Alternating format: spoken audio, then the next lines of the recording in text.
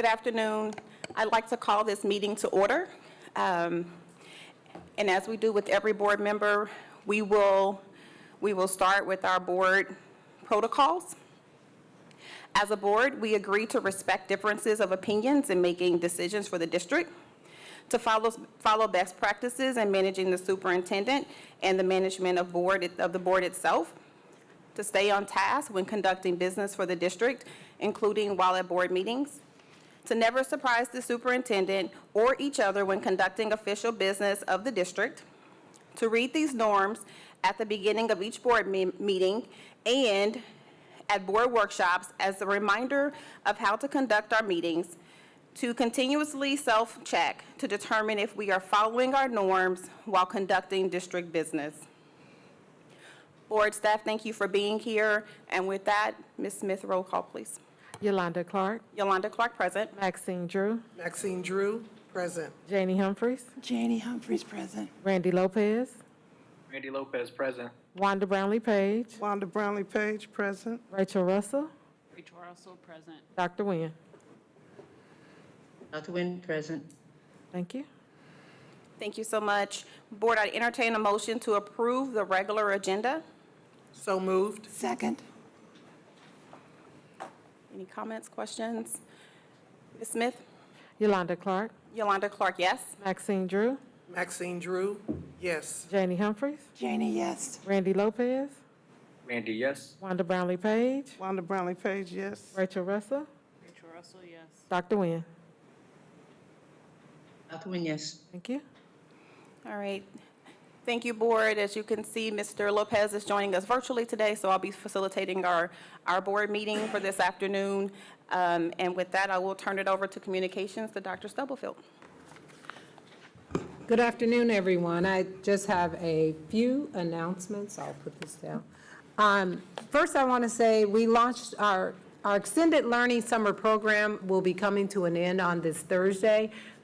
We have had the privilege of providing extended learning opportunities to over 5,000 of our students, but we do want to hear feedback from our parents, our students, and the staff.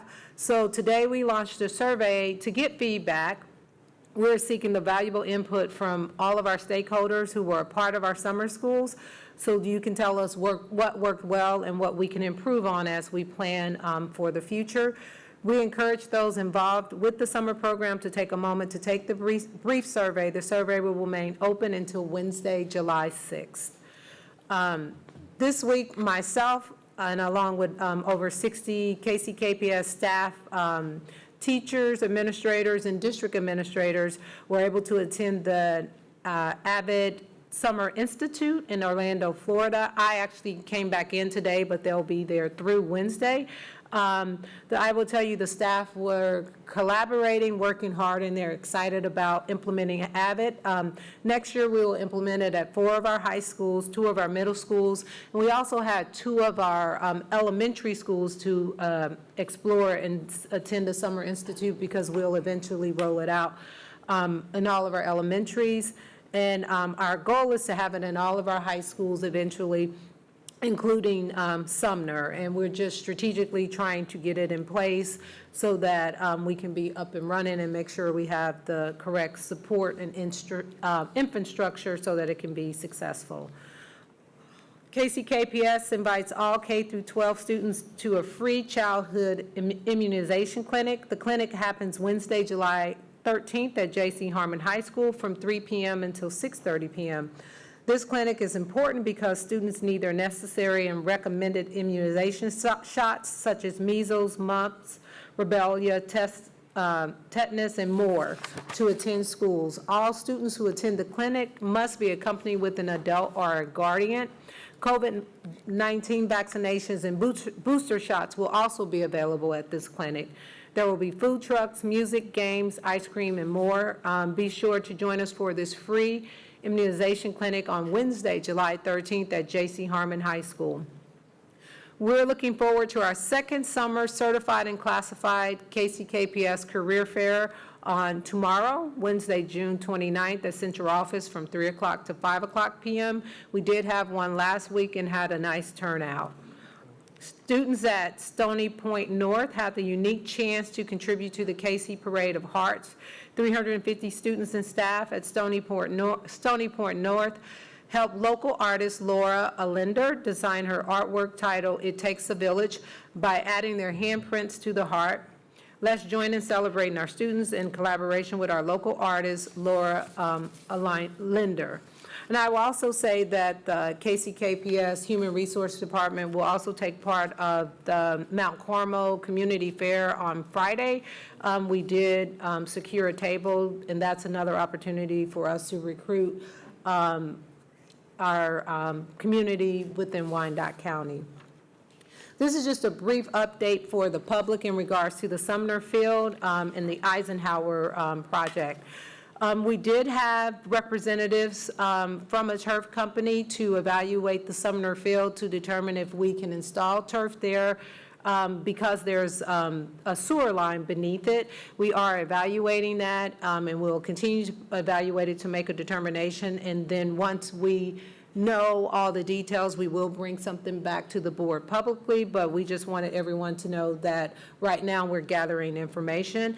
And in regards to the NFL grant, we are still allocated that grant, but nothing has moved forward because we need to make a determination about if a turf field can be placed at Sumner. And the Eisenhower project, which is MOU, is separate, and no further discussions have occurred regarding Eisenhower or the MOU between the school board and the unified government. In order for that conversation to move forward, the board and the commissioners would need to have a joint meeting to discuss the MOU. So we got a couple of questions about that from the public, and I just wanted to share what the status of both of those projects were. Thank you. Thank you, Dr. Stubblefield. I'm just going to ask the board to help me. We have 2 board members that are joining us virtually, so if I'm missing questions or them trying to get my attention, please let me know. And then board members virtually, feel free if we need to jump in, please feel free to do that as well. Any board commentary this afternoon? Yes, I had the privilege to attend the camera security meeting, so we have a lot of people involved. We've gotten some good information, so hopefully we can come back with some recommendations. I also attended the golf tournament. I'm not a golfer, I just like to watch them play. So that was fun, so I enjoyed myself. Thank you, Ms. Page. Anyone else? Okay.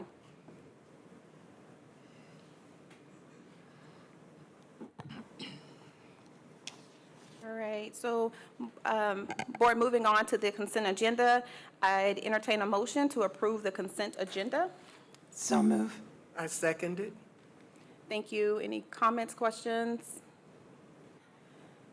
Ms. Smith, roll call, please. Yolanda Clark, Yolanda Clark, yes? Maxine Drew, Maxine Drew, yes. Janie Humphries, Janie, yes. Randy Lopez, Randy Lopez, yes. Wanda Brownlee Page, Wanda Brownlee Page, yes. Rachel Russell, Rachel Russell, yes. Dr. Nguyen.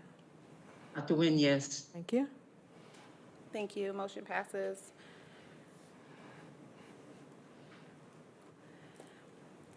Next up, we have our community comments. Just as a reminder, you are able to put your name on the list to be able to be here. We ask that you limit your comments to at least 3 minutes. You would need to work with our board clerk, Ms. Smith, to be able to get added to the agenda. So with that, I would ask Ms. Pitchlin, Dr. Pitchlin, I'm sorry, to please come forward.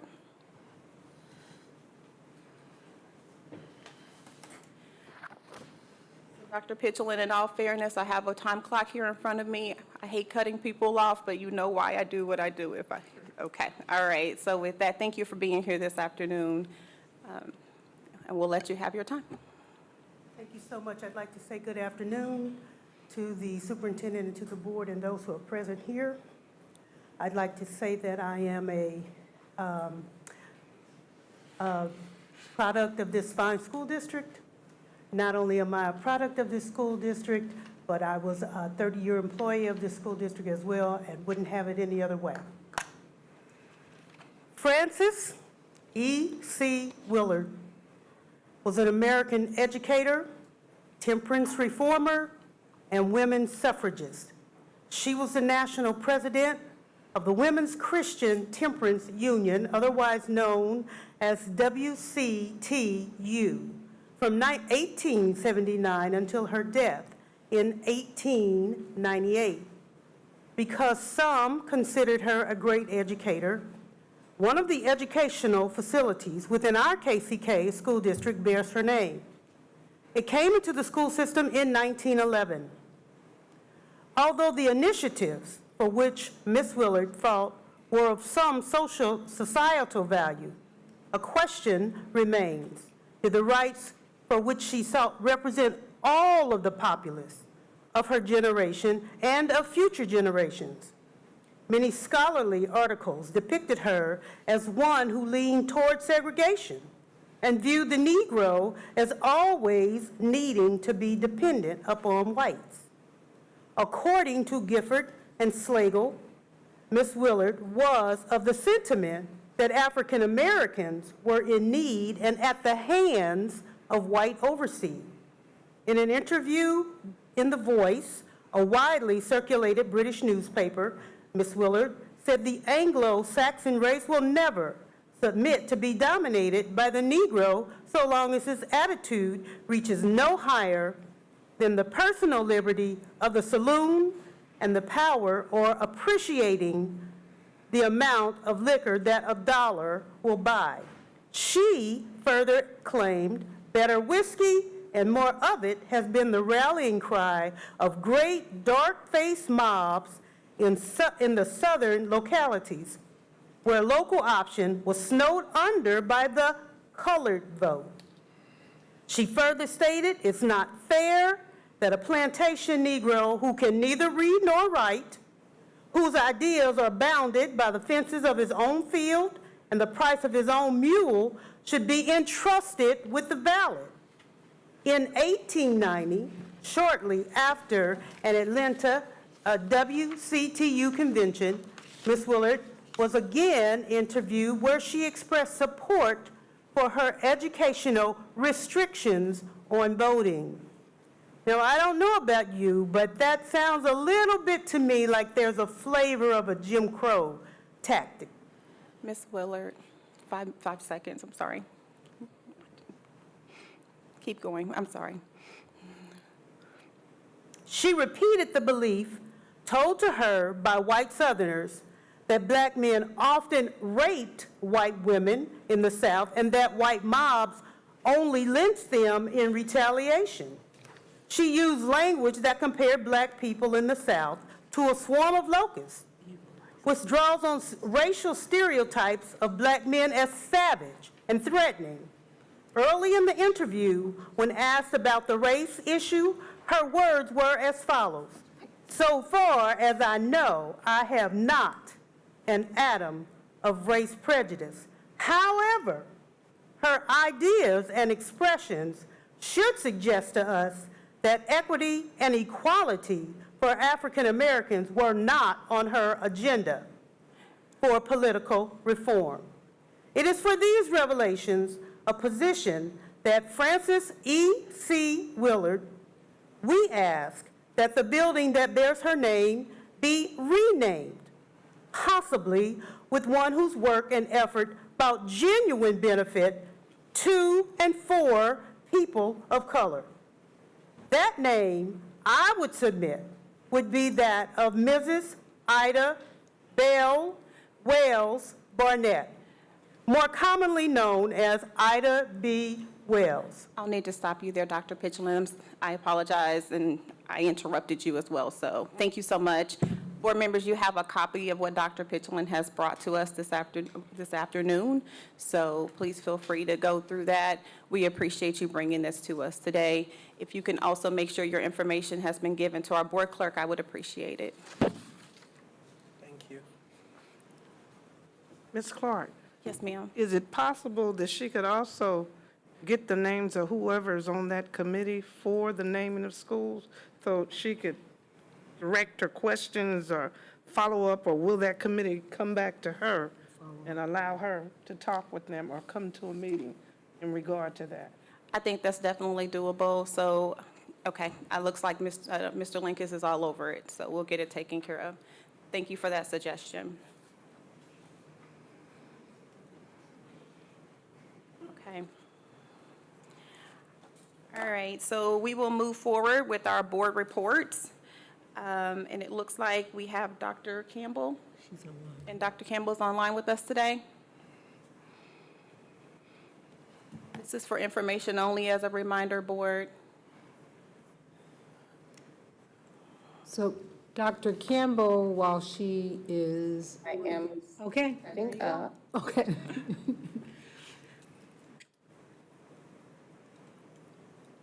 Dr. Campbell's going to share her screen with the, into the fourth quarter academic discipline and other data. And her entire team is just going to present from online because several of them are in Orlando at the AVID conference, and that will allow them to have some continuity. all right, thank you, Dr. Stubblefield, as we are preparing. And I want to say good evening to everyone, Vice President Clark, President Lopez, the board members and participating staff and audience. Since I am conducting this virtually, I want to be sure before I get going, is everyone able to see the screen? Yes. Yes. All right. So our time with you today entails providing a collective overview for our 21-22 academic school year around our academic and disciplinary data with a deep dive around our Diploma Plus with a student-focused framework that has been established by creating an environment for learning and success for all. KCKPS students, we will work to drill down and incorporate the academic and behavioral and social and emotional multi-tier level of support that we have talked about during this instructional year that is displayed here. 3 areas will be discussed: ELA and math around FastBridge data around our academic growth for our student athletes, college readiness with a focus on Diploma Plus, and our attendance and disciplinary data that will drill down to our Big 5 data.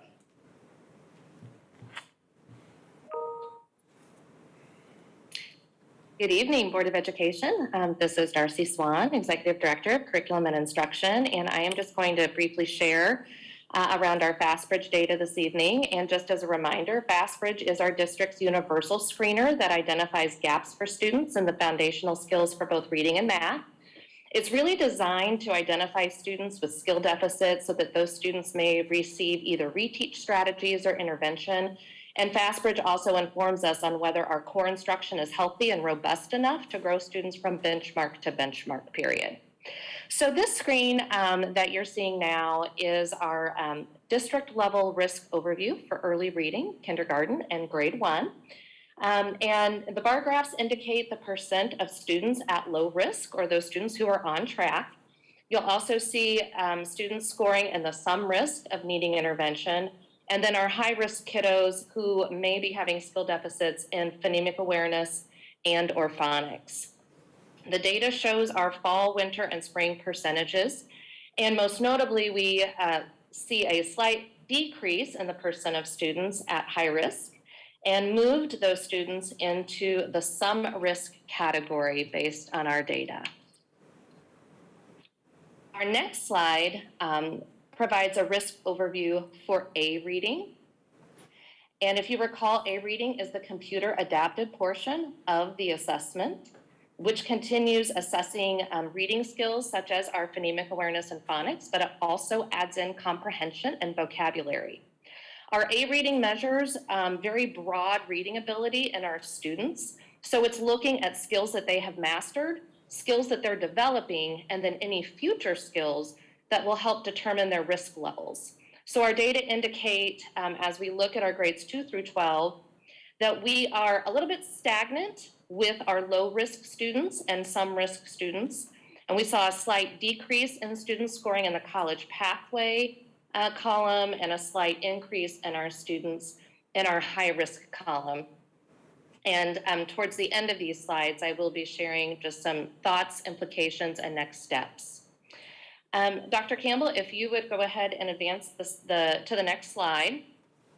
This shows the percent of students scoring low risk or better on that same A reading adaptive subtest for each of our defined ethnic groups.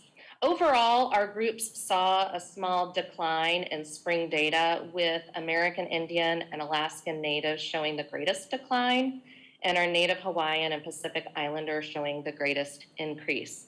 Otherwise, statistically, we were pretty stagnant in our other areas. And again, this is for our A reading.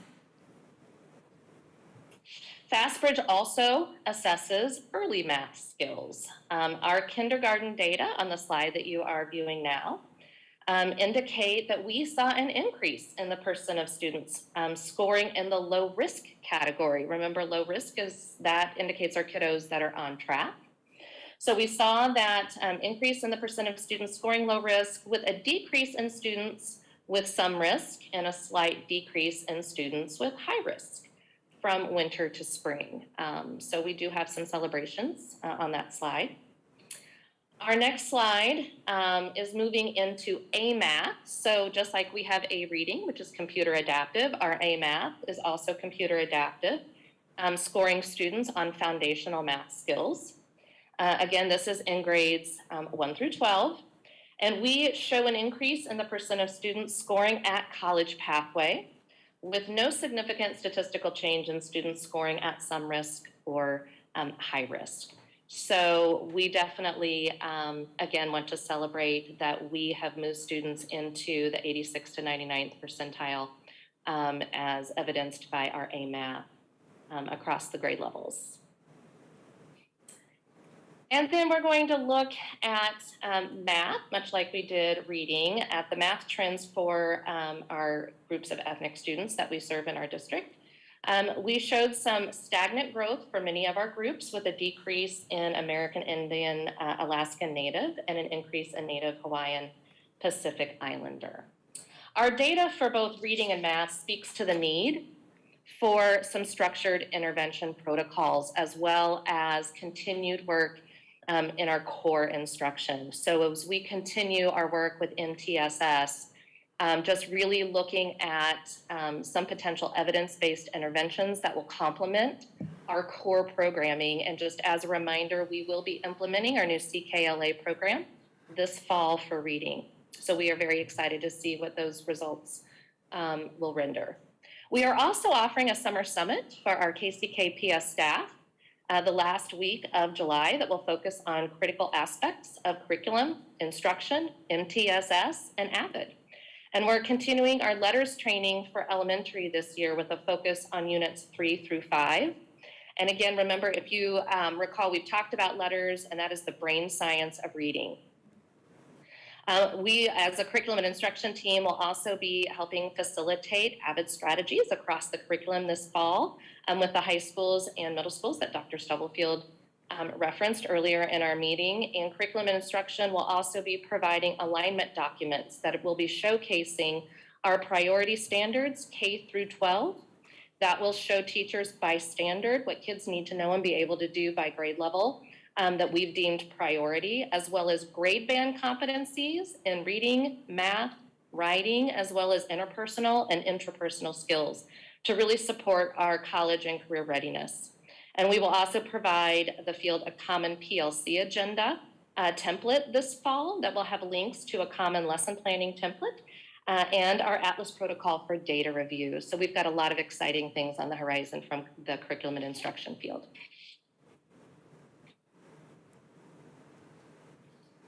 Right, good afternoon. And moving into student athletes. Good afternoon, members of the board, Dr. Stubblefield. My name is Ty Collins. I'm the Athletic and Activities Director at Sumner Academy, and I am here presenting in Ms. Tammy Romstad's place. Thank you for having me this afternoon to talk about some of our academic data as it relates to our student athletes.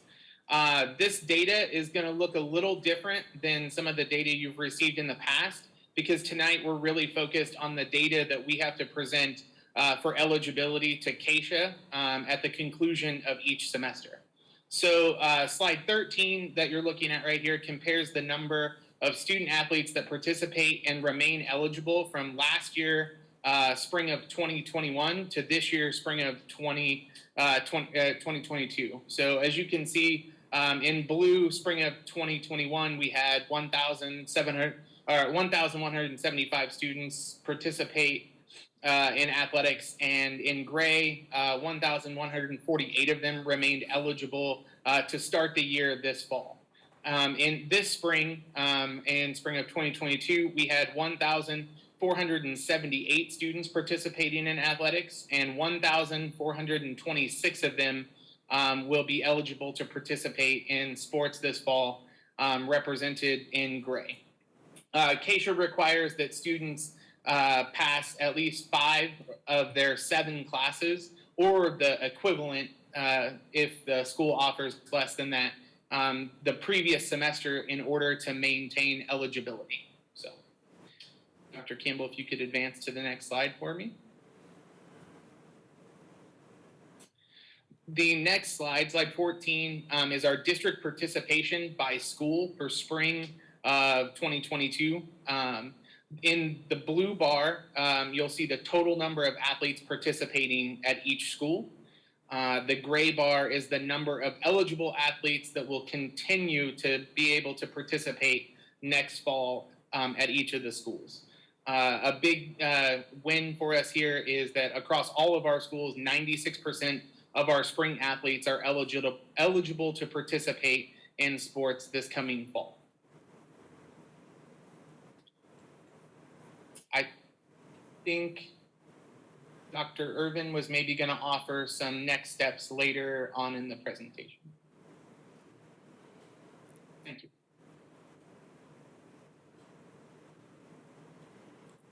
I'll jump in right here to say that in our athletics department, we started with TPT tutoring with our athletes on Tuesdays, and our high schools did a really great job in having a concerted effort of ensuring that student athletes were enrolled in tutorials. And so that 96% is a reflection of teams working together, the administrative teams, the athletic directors and coaches, making sure on Wednesdays students were participating in those tutorials. And as a result, I think that we received a great win.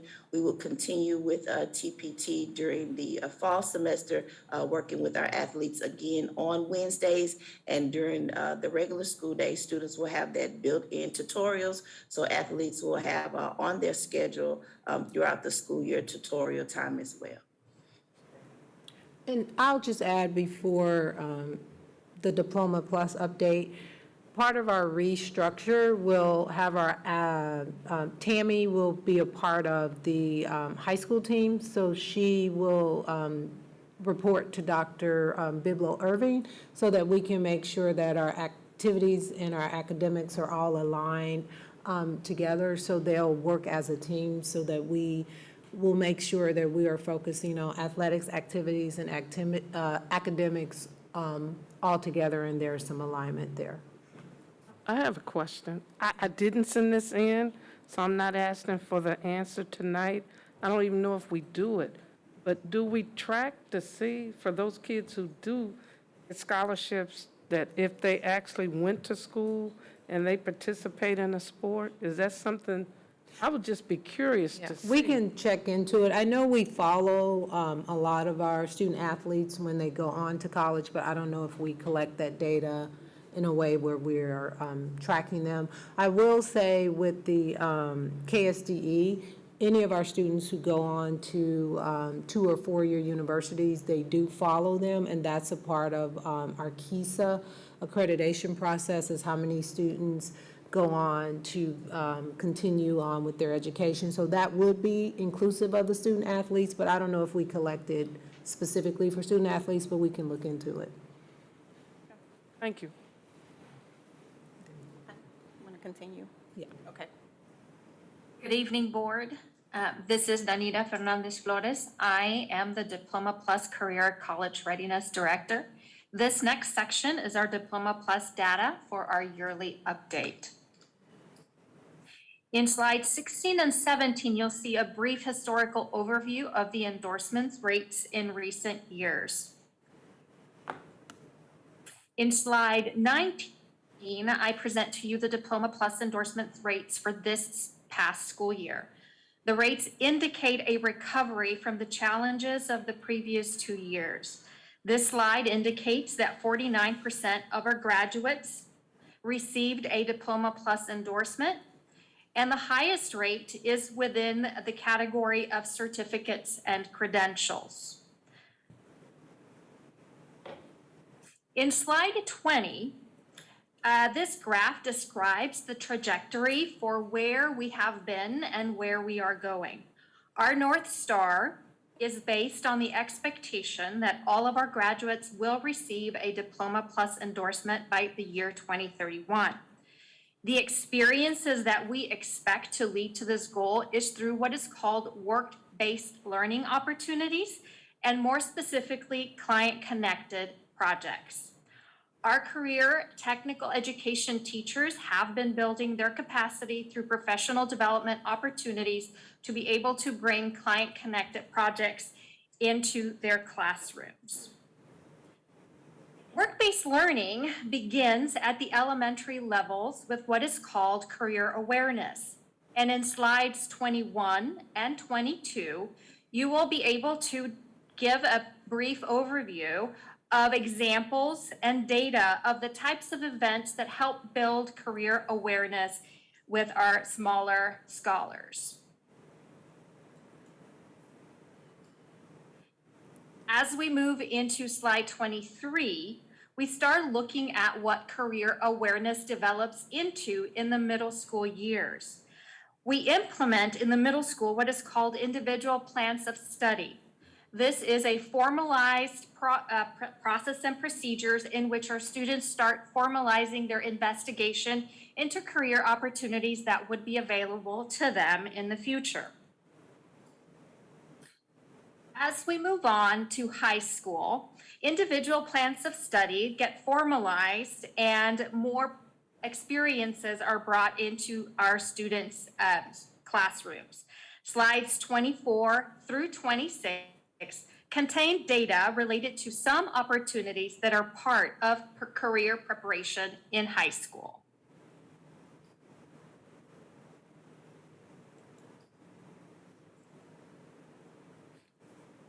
As we move into slide 27, we revisit the enrollment into dual and concurrent programming.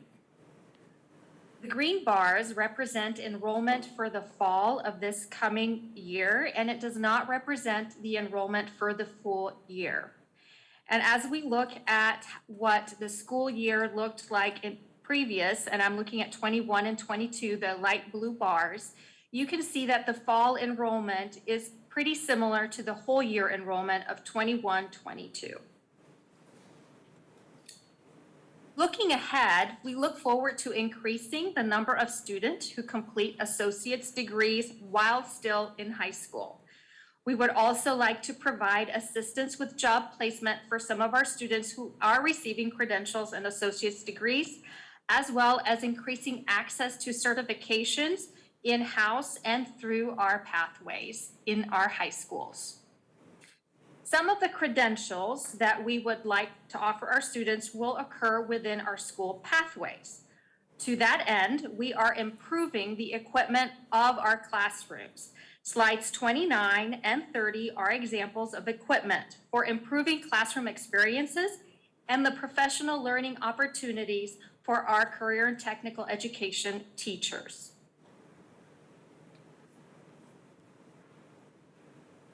Work-based learning will be an integral part of meeting our goal for 2031. Slides 31 and 32 describe the groundwork for cultivating partnerships in order to create the client-connected projects for our students, as well as the processes we will be developing to track the student work moving forward.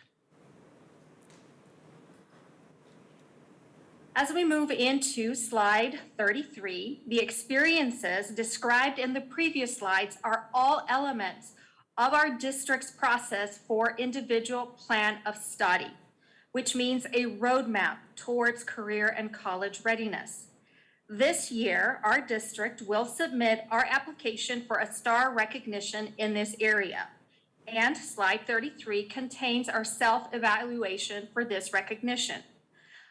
Middle school and high school principals, as well as our lead college and career coordinators in our high school buildings, completed the rubric and analysis for the responses that are used in this table. Based on their input and our gathering of artifacts to justify our ratings, we are poised to receive a Copper Star in this area. And that concludes the Diploma Plus presentation. Thank you. Good evening, President Lopez and members of the board, Dr. Stubblefield. My name is Naomi Tolentino and I'm from Student Services, and I will be sharing updates on attendance. We're going to start with the average daily attendance, also known as the ADA, which is the total numbers of days of students' attendance divided by the total numbers of days in the regular school year.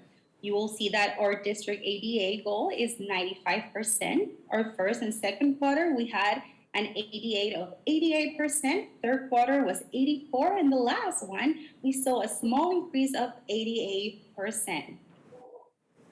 By school level, we had an overall of a 90% ADA for elementary. Middle was 89, in high school, what 81.4, which is very consistent to what we see nationwide. On the next slide, you can also see the ADA by ethnicity.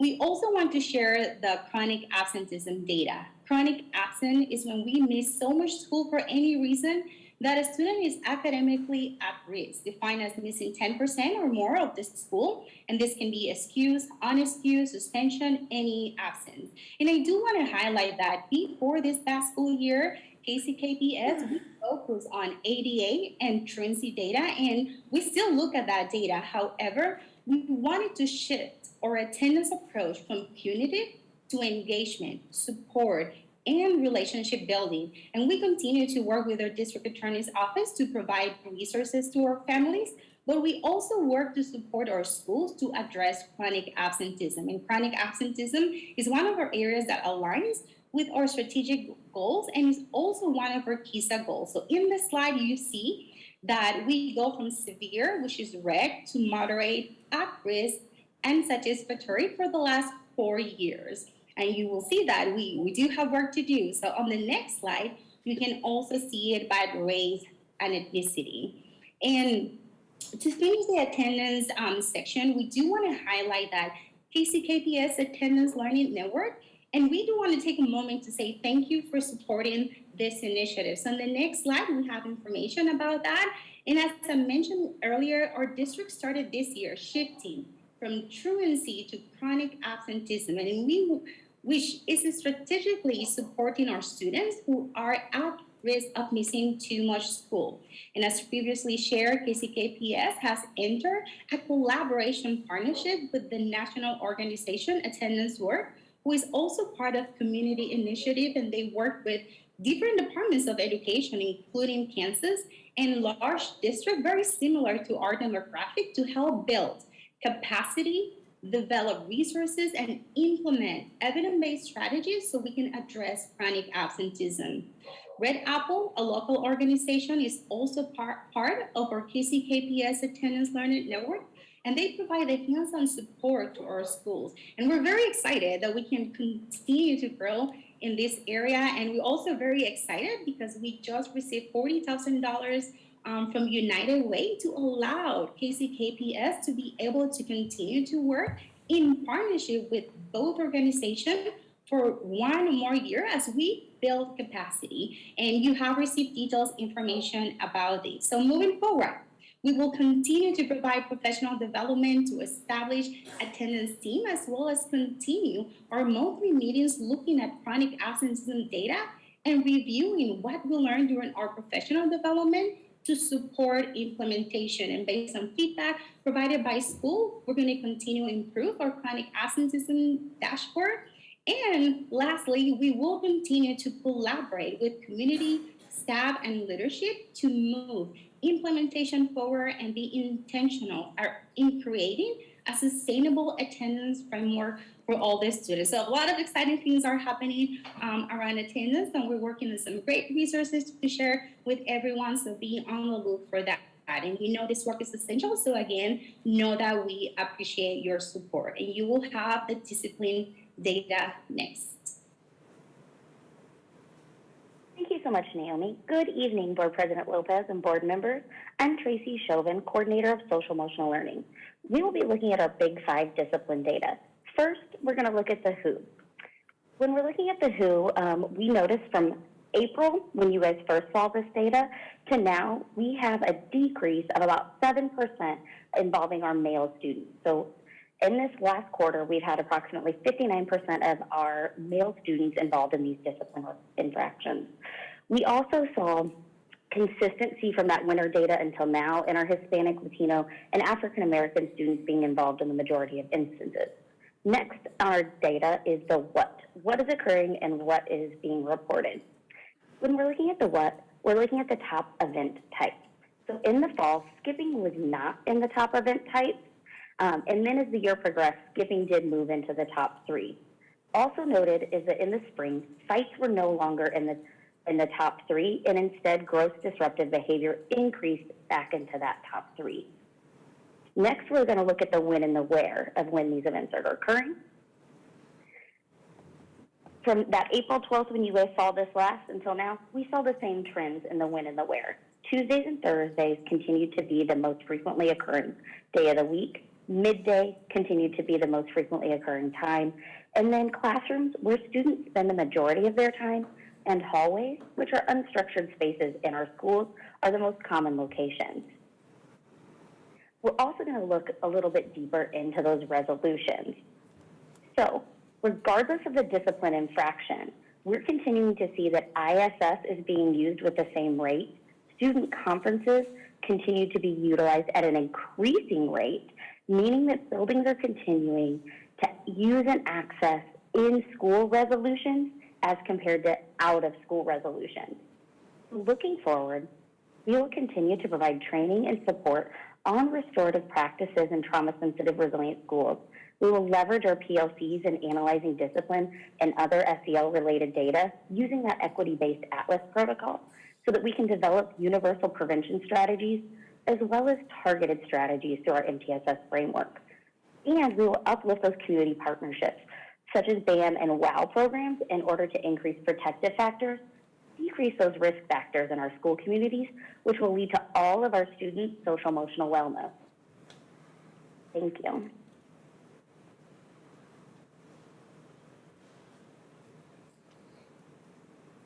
So team members have already shared many of the next steps as it relates to the work towards a trajectory of student success for all. We recognize, team, that there is still a lot of work to be done. Therefore, as preparation and planning have already begun for the 22-23 school year, we will streamline our processes and procedures, utilizing that multi-tier system of support in all content areas, utilizing that SEL curriculum, code of conduct, and attendance. New instructional and SEL resources have been adopted while providing a variety of support such as tutoring, DigiCoach, Attendance Works, Red Apple, and also the Extended Learning Summer Program, just to name a few. The big piece that you got a real good dive on this evening, though, was our Diploma Plus and how the trajectory is headed in the right direction for our students by 2031 receiving that Diploma Plus. We are looking forward to sharing the results of the CAP assessment and graduation rates during the fall for the upcoming school year, while providing continuously quarterly updates around the data captured tonight. We will continue to narrow our focus while evaluating what resources and support we need to continue to move the needle forward for our students. So with that said, what questions might you have for our team? All right. Ms. Drew? Thank you. First of all, I want to say thank you for the presentation and looking at it. It's very thorough in every way that we can look at it. One of my questions, and I just have one question, is are you all going to present this information to the students, to the staff, and even to the parents so that they can see the update in order for them to try to work and help for us to move forward in a positive way? Ms. Drew, I would say that is a very great and valid question. And as we work to be transparent and open at each of our school sites, the data that was shared now was pretty global, that encompassed the entire district, all of our K through 12. But the expectation will be set that there will be times and events held at the school sites in which the specific school data can be shared and captured by the school administration. We will look forward to providing guidance around that as they determine how they want to share the information with the community and the families. Thank you so much. Thank you. Ms. Page?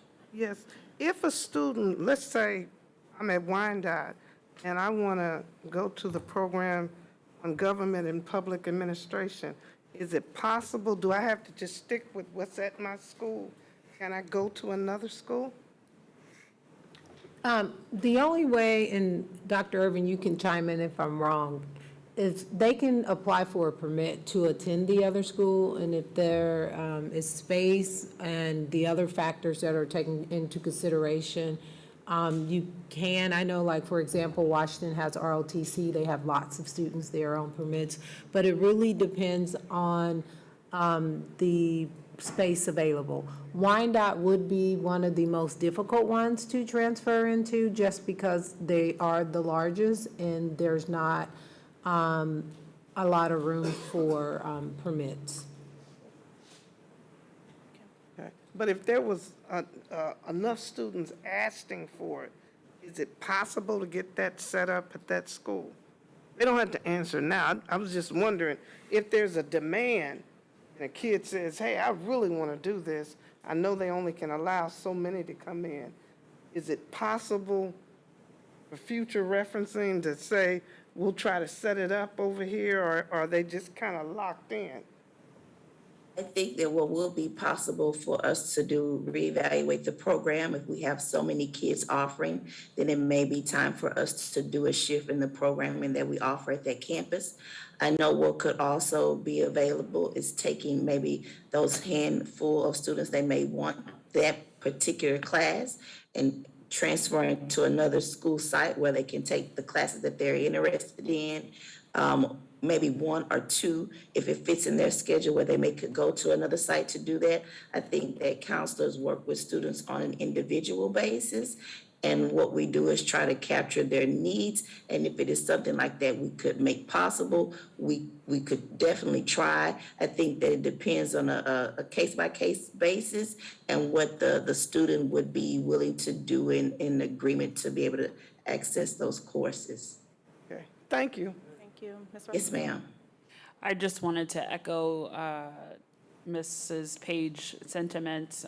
Prior to the departure of Alan King, there was a discussion being held regarding academies and how they were assigned to each high school, and how students could kind of transfer or go around, and I don't know where those conversations ended. I think that was a topic that was brought forth, that we have certain schools that offer certain academies that other schools or other students showed interest in.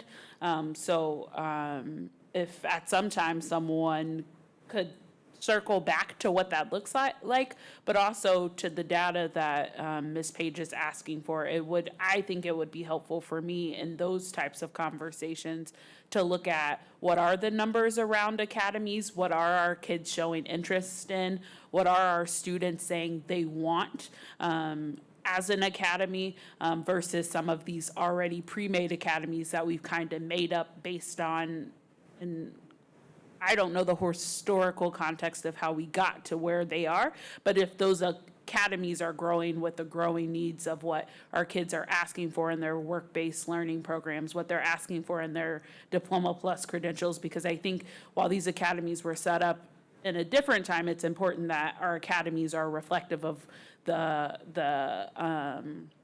expectations or the workforce outside of their initial creation. Additionally, kudos to the Diploma Plus team as the district numbers have increased of the number of students who, or the percentage of students that are getting that attainment. I am still a little concerned and will continue to be concerned. 2 of our schools showed a huge decrease during this academic year in the percentage of individuals obtaining their Diploma Plus accreditation, or that's not the word I was looking for, getting the Diploma Plus certificate. But also something to look at in the data that I saw is that not one of our high schools outside of Sumner Academy has elevated past 50% in the last 3 years. And so what does the data tell us there? You know, I believe that Diploma Plus is a great program. I believe that it offers, but I think some of those gaps that we've talked about, ensuring in the next 3 years that those are addressed. And then in response to one of the questions that we had today in our notes prior to this meeting is reviewing the agreement with KCKPS. I think you know, a question was raised about increasing the number of associate's degrees. We only have 12 students of all of our graduating class with those. And so I guess I'm trying to understand why there would need to be an increase in budget in order for that to be an accomplishment if we're already paying for our students to be present.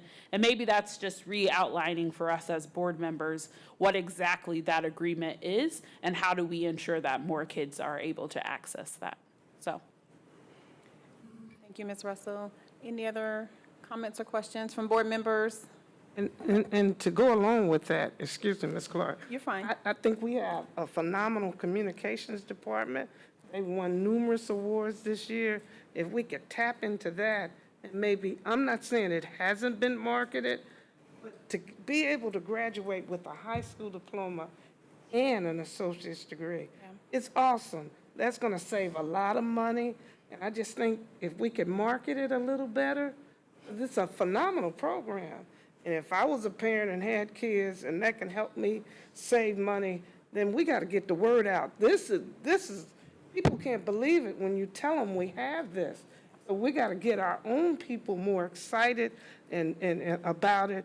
And we have the marketing department that can do it. They've won awards. I'm not saying it hasn't been done, so please don't, I'm not saying it as a criticism. I'm just saying we can do more. Yeah. And we have the potential to get that word out and get more kids in it. So 2 things.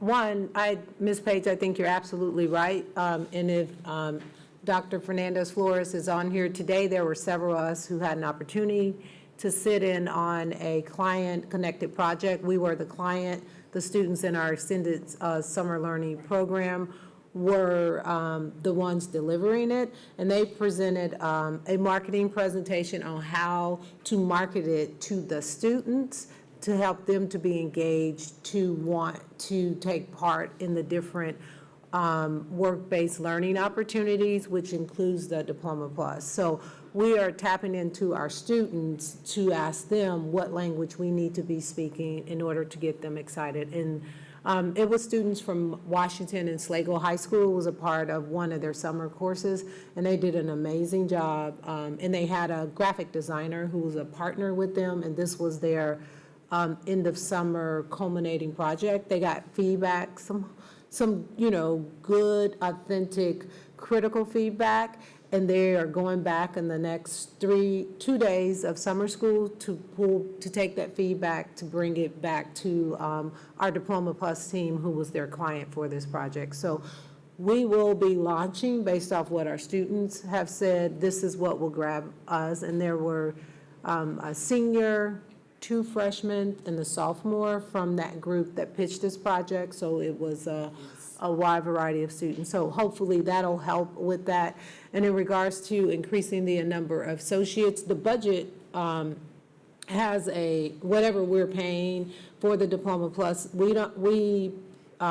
as you pay for each associate, the cost will go up. So it's not like we pay KCKC, I don't think, one flat fee for like the associates thing, so we would need to look at that because we do want the number to increase. We just didn't want, like, if it jumps up so soon, just to be clear, we would have to reallocate budget, which it absolutely could happen if the numbers continue to increase. But that's something that we can talk about during the budget and financing process as we set goals and targets. And also being very clear that there are different pathways. Absolutely, we should have more than the 12 or 16 that we have, but then we also will have several students that get licensures and certifications that does not necessarily equate to associate's degree, but in all areas, we have room for growth.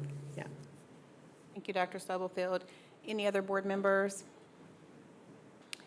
I would just like to, I actually have one question and one comment. Dr. Stubblefield, I appreciate the comment about learning to speak the children's language because just because it's out there is so big. And just speaking from personal experience from a parent, the principal called my daughter down and gave her offerings, and she thought that was the most amazing thing. And if she had read it on a pamphlet, she would have never paid attention. So I love the fact that we're tapping into what our students will listen to. But then one question, and I don't know if this is for Dr. Campbell, as we're going through and what I'm reading and what I have questions on is how can we be more intentional that our students can receive a great education at no matter what school they're at. That's been a big thing. We've received letters, conversations, all of those different things. And sometimes when students get those denial letters, and I don't want to pick on a school, but it feels like an end-all be-all. And if we have all of these offerings at all of these different schools, how can we make sure that our students are proud of all schools that they attend and they feel like they have equal opportunity no matter where they are? And so that's kind of my question or my soapbox as a board member, because we want to be proud of all of our students, but we want all of our students to also be proud of the school that they attend and feel like they were not let down because of where they go to school.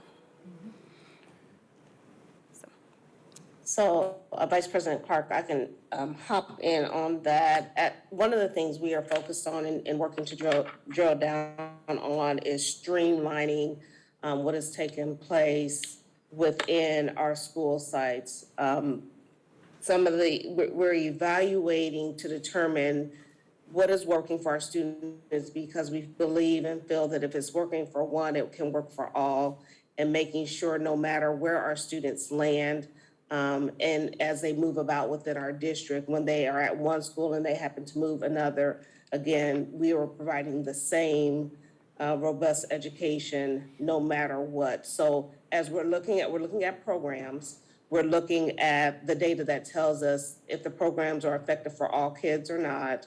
We will be scaling. We will continue to scale. There's been a small amount of scaling that has taken place. As Dr. Stubblefield has said it best, sometimes divorcing some of the things that we've held on to for a while, but working to ensure that what we are putting in front of our students in terms of resources and supports will give us the outcomes that we are looking for and making our students proud in all areas. So what I will state, has it happened completely? No, but is that what we're working towards? Absolutely, as we carefully analyze and determine, again, what we need to hold on to.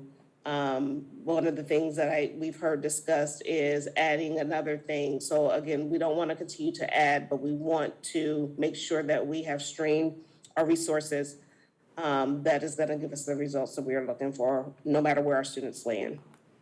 Thank you, Dr. Campbell. I think it will come down to the data and the message all aligning at the end. And so I think that's really going to be kind of what proves that point to our community and to our students. Any other comments, questions? I would entertain a motion that we accept as information only, the academic discipline data update provided by Dr. Campbell and team. Proudly, I say, so moved. Second. Any more comments, questions? Ms. Smith? Yolanda Clark. Yolanda Clark, yes. Maxine Drew. Maxine Drew, yes. Janie Humphries. Janie, yes. Randy Lopez. Randy Lopez, yes. Wanda Brownlee Page. Wanda Brownlee Page, yes. Rachel Russell. Rachel Russell, yes. Dr. Nguyen. Dr. Nguyen, yes. Thank you. Thank you. Our second board report this afternoon, Dr. Turan.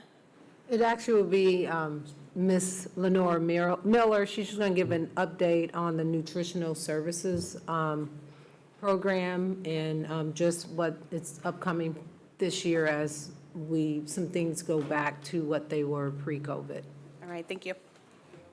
Well, hello and hi there, and I've missed you all. Welcome Hello. to the meeting in person with our smiles. Very good. So I'm coming to you tonight with some great news and just an informational report about our Nutritional Services Department. I'm standing in on behalf of the Director of Nutritional Services. So tonight I just want to share some things about our program that we've been involved in. We've been currently involved in the school breakfast program, the National School Lunch Program, the After School Care Snack Program, and we had been involved in the Fresh Fruit and Vegetable Program, but we do the Child and Adult Care Food Program, and we also do a summer food service program at school sites and community sites. A little bit about the National School Lunch Program on the guidelines that is put out by the USDA on meals. And we have to follow these guidelines pretty closely that regulate calories, sodium, saturated fat, trans fat, and the meal components like fruit, vegetable, protein, grains, and milk. So basically, school meals under this program are required to meet the dietary guidelines. Very strict, and for all Americans, of course. And in order to receive those federal reimbursements, the school meal programs must offer what we call reimbursable meals that meet the strict federal nutrition standards. So the standards are also referred as the meal pattern, so to speak. So if you hear that language out there, this is what requires schools to offer students the balance of fruit, vegetables, low-fat or fat-free milk, whole grains, and all of those other good lean proteins with every meal. So maybe you've been asked, what is a reimbursable meal? Well, it consists of all these items that are in this group here. So I've got a nice little image of a plate here for you that you can review. And that it offers it meets all the USDA guidelines. It does vary by age group though. And here is a slide, excuse me, slide 5 gives you a little bit of guidance on what does that really look like on a meal pattern. So that's listed by amount per week, grades K through 5, 6 through 8, and then of course we know the 9 through 12 will have a bigger meal pattern. And this is also this is by week as well, so. So one of the key nutritional improvements that we've made in the program over the last as long as I can remember, was on the protein, the grains, the veggies, the fruit, and the milk, okay? So our goals were to meet those improvements, offering more of a variety of fruits, vegetables, and whole grains and low fat and fat-free and those kinds of things, and of course, reduce sodium. Now, we do not supersize our meals, but we do. You can't get a supersized meal. You can other ways. But instead, we try to meet the nutritional value, okay, at their age. Another key factor is the nutrition and the fitness, and that goes hand in hand. That is a winning recipe for a healthy lifestyle. And this is our goal in teaching children and students how to learn that lifestyle that takes them to the rest of their, their growing years, like we should have known. And it also impacts illness, prevents illnesses, and impacts your body because it needs to move and exercise every day. So we do a little bit of education there. And we all know that well-nourished students have higher test scores, increased school attendance, improved concentration, improved classroom behavior when they have their little tummies full. So We have, for our meals, we do offer a KCKPS mobile menu app, and it's directly on our website, a link to the cafe website as well. And it will offer you the menu information, nutrient information, the item description, and maybe even some photos. So that's a nice place to visit for our families and for staff as well. Just a little bit about our structure in the department. We have a director of nutritional services. We have 4 operation managers and a department staff total of about 275 folks. So there is some positions underneath the director that reports directly up to the director. A secretary of meal applications, a secretary to the director, a receptionist, that's actually a vacancy right now, and a culinary specialist, which is our chef Jean, and then a technical assistant in our world. We do serve about 29,000 meals, average daily meal participation. That could include the breakfast, lunch, the snack, or the after-school supper stacks. Okay. For the financial information, I'm not going to go really far into the financial information because that's a whole nother brand new world. I'm going to focus a little bit just on the operational side. And so we run off of approximately $18 million operating budget. Some of the expenditures, of course, is food, labor, and equipment and supplies. And some of the revenues that come in are listed here. And then we are accountable, and we do have audits, and we fully respect those audits, and we fully prepare for those audits. So we have yearly audits from KSDE. They have count day audits, summer food program audits, external audits, and then every 3 years we have a KSDE administrative review audit, and then also biannual at all sites from the Department of Agriculture. So some of the new things that are coming our way in 22, 23, we all know that the school nutrition comes from, the funding comes from the USDA, and over the last 2 years, the students throughout the country have been able to have free breakfast and lunch through the pandemic relief waiver. That waiver is now expiring. So we are going to discontinue the universal lunch program for the 22-23 school year. We are going to continue the grab-and-go breakfast at no cost for our students for all grades. And then that's under one of those specialties that we're with. And then we're going to have to go back to the meal applications, okay, for families. So the return of the annual meal application is probably going to be a little difficult this year because we've had so many years without having to fill out those meal applications, even though we did household surveys and CEP and those kinds of things. So once they release the meal application in July, we will be mailing packets out to households with translated as well after we download our direct certification list, so that we'll touch those folks will be into our system under a different kind of tab, so to speak, and then we'll mail the rest of the families out some information about it. We can also instruct families that they can get access to the meal application online, and I've provided some sites here as well. And they can go to our school sites, and they can also go to our public library sites to get that application. It is encouraged that all households complete a meal application annually. And I already spoke about the mailing. And then there is one particular switch this year.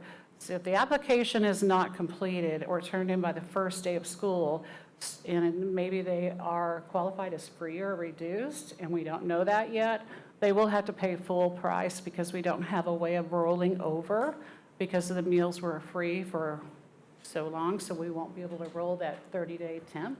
We don't have that information. So we encourage families to get their applications in early, but before August, so that we can get those processed for them. Applications can be submitted anytime during the school year, so it's going to be always available. Also on our www.kckcafe.com, there are areas where a parent can express their special diets, and staff can also access this to make us educated on what particular things that are going on in a child's life.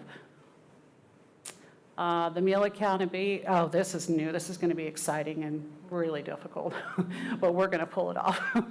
So because we have to have the meal accountability this year, a little bit different, we're going to be, and we've been working on this, the team, the operations team and nutritional staff since, I want to say maybe May, where students will have to scan for their meals, their ID badges. And we're going to have those badges prepared for distribution before school is ready, and we hope to distribute those out on Family Advocacy Day. And we're going to be also joining on all district leadership events. For example, I think there is a July 13th vaccine event at Harmon. We're going to have staff on site there to assist families so they can maybe do the meal application with us there. So that's going to be an option, and then we're going to start piggybacking on a lot of those events and just making our presence known. Now, the difference only is that the elementary students, they'll be able to scan with their grab and go in the morning as they come into the building. But at lunchtime, we felt like we wasn't going to make it too difficult for them because maybe they put their bag away, their badge away, or we just thought about all kinds of things. So they're going to be having accountability tickets that are kind of checked out by the teacher. So it's a little bit of work in progress, but we're working on it. There is a payment plan, a prepayment plan on our website for families that can take advantage of paying their student meal accounts online, which is a very nice option. And then students can also bring in money and give it to the cashier at the cafeteria. So this is our mission statement. Probably don't need to read every line, but our goal is to provide nutritious, flavorful foods to inspire students in a welcoming environment while maintaining financial responsibility and excellence. And here we are, already to the end. I just want to also, just in case people have not taken notice of the calendar change for the upcoming year, we do have 3 family advocacy days that first week, the second week of August, and we will leverage that time for when staff are reaching out to families and connecting with families to encourage families to complete the meal application if they haven't done so.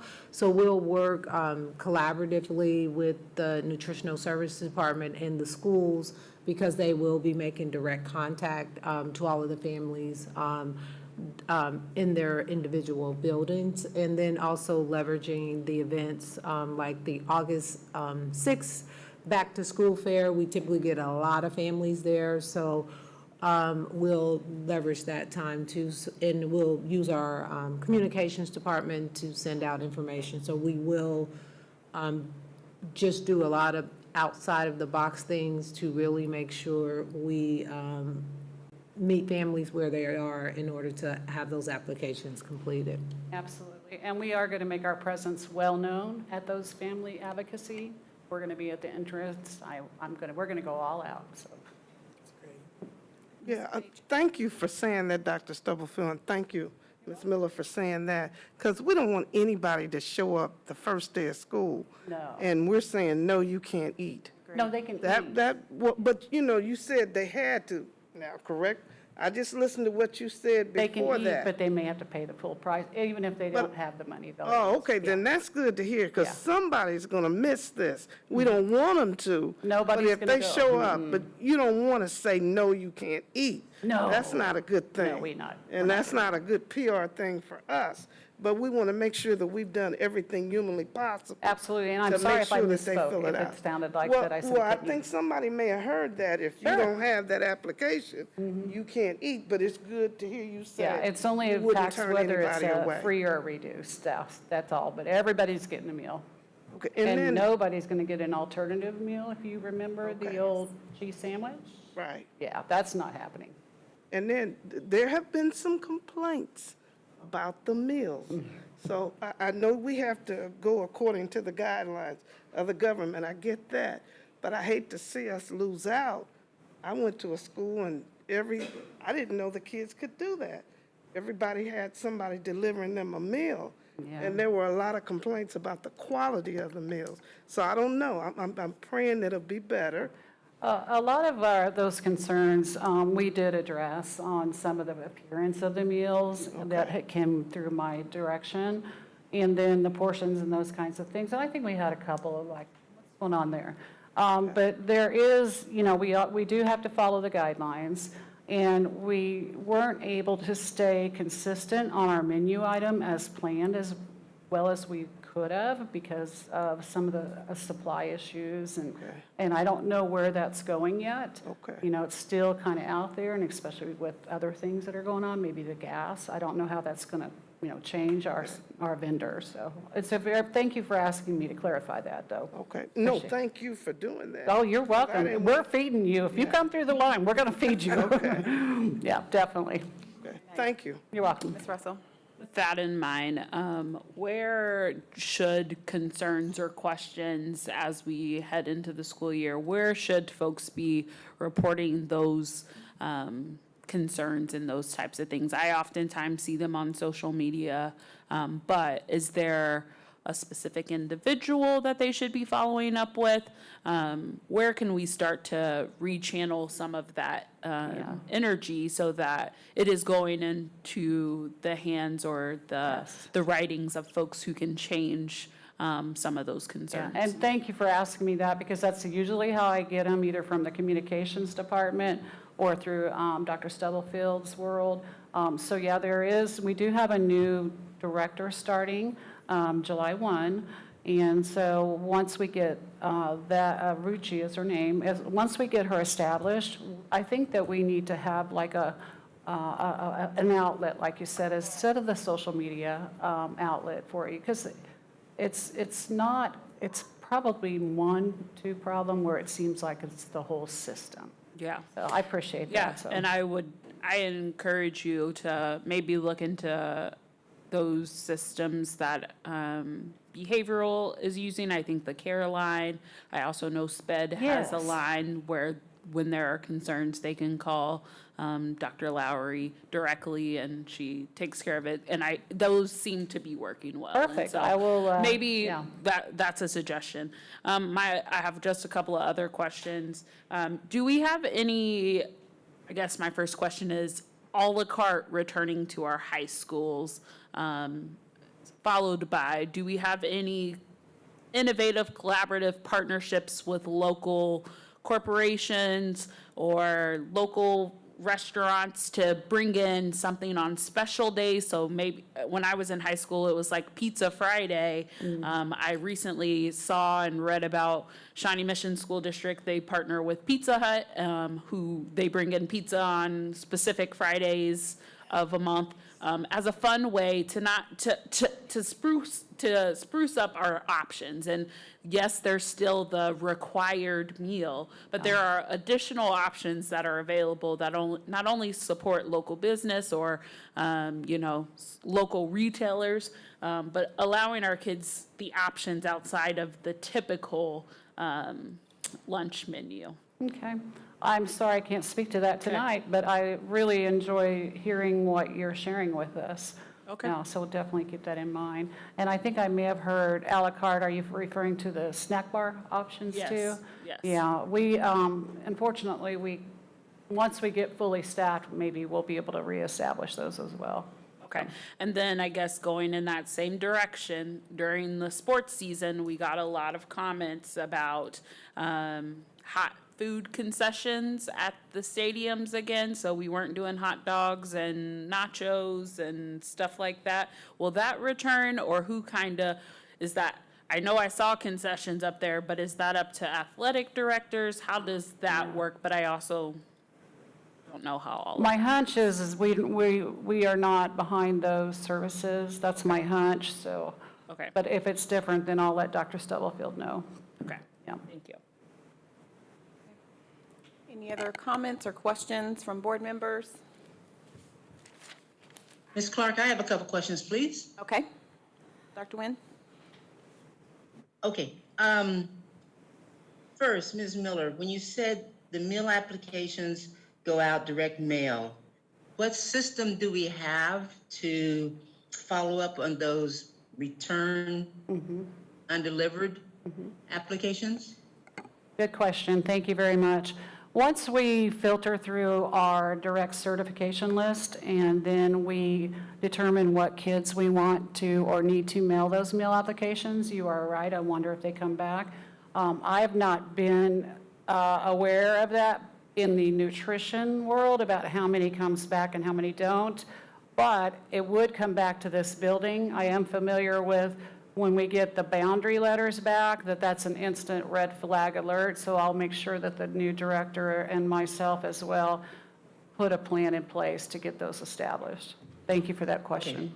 And Dr. Nguyen, those that return prior to that FA day, those are the students, because sometimes they're often at another school, that when those teachers and the principals are reaching out to those families, we can make that connection and hopefully correct their address by updating information in Infinite Campus. So I'll get with Ms. Miller and them to make sure that we're all on the same page about using those days to follow up with those families who may have moved somewhere else in the district. That would be great because Infinite Campus actually feeds into our point of software cells. So that information is downloaded every night. So if you have an updated address, that would be great. Okay, so I'll look forward to having an update for the board. Number two, over the years, we have received comments and concerns about waste. How are we moving forward monitoring waste, milk, food, whatever? I'd love to speak to that, but I'm only the interim, so I can research some things for you as well if you'd like. Well, first, it's not for me. It's for, our system to know we are being accountable, and but if there's waste, so help me understand, are you telling me we do not at this point? Well, because you're intern, you don't have the answer to us monitoring waste. Right offhand, I don't, but I will be happy to research it, yes. And thank you for the question. We'll look forward to that Yes. as well. I'm sorry. No. That's where we are in the school year. So we want to improve on what we have, maybe gaps. Yeah. Number three, so kid number A comes to school, does not have his ID. What happens? They're going to eat anyway. We can do a handheld tab on them, regardless whether it's a student badge or, they're using their lunch card. They're going to eat regardless.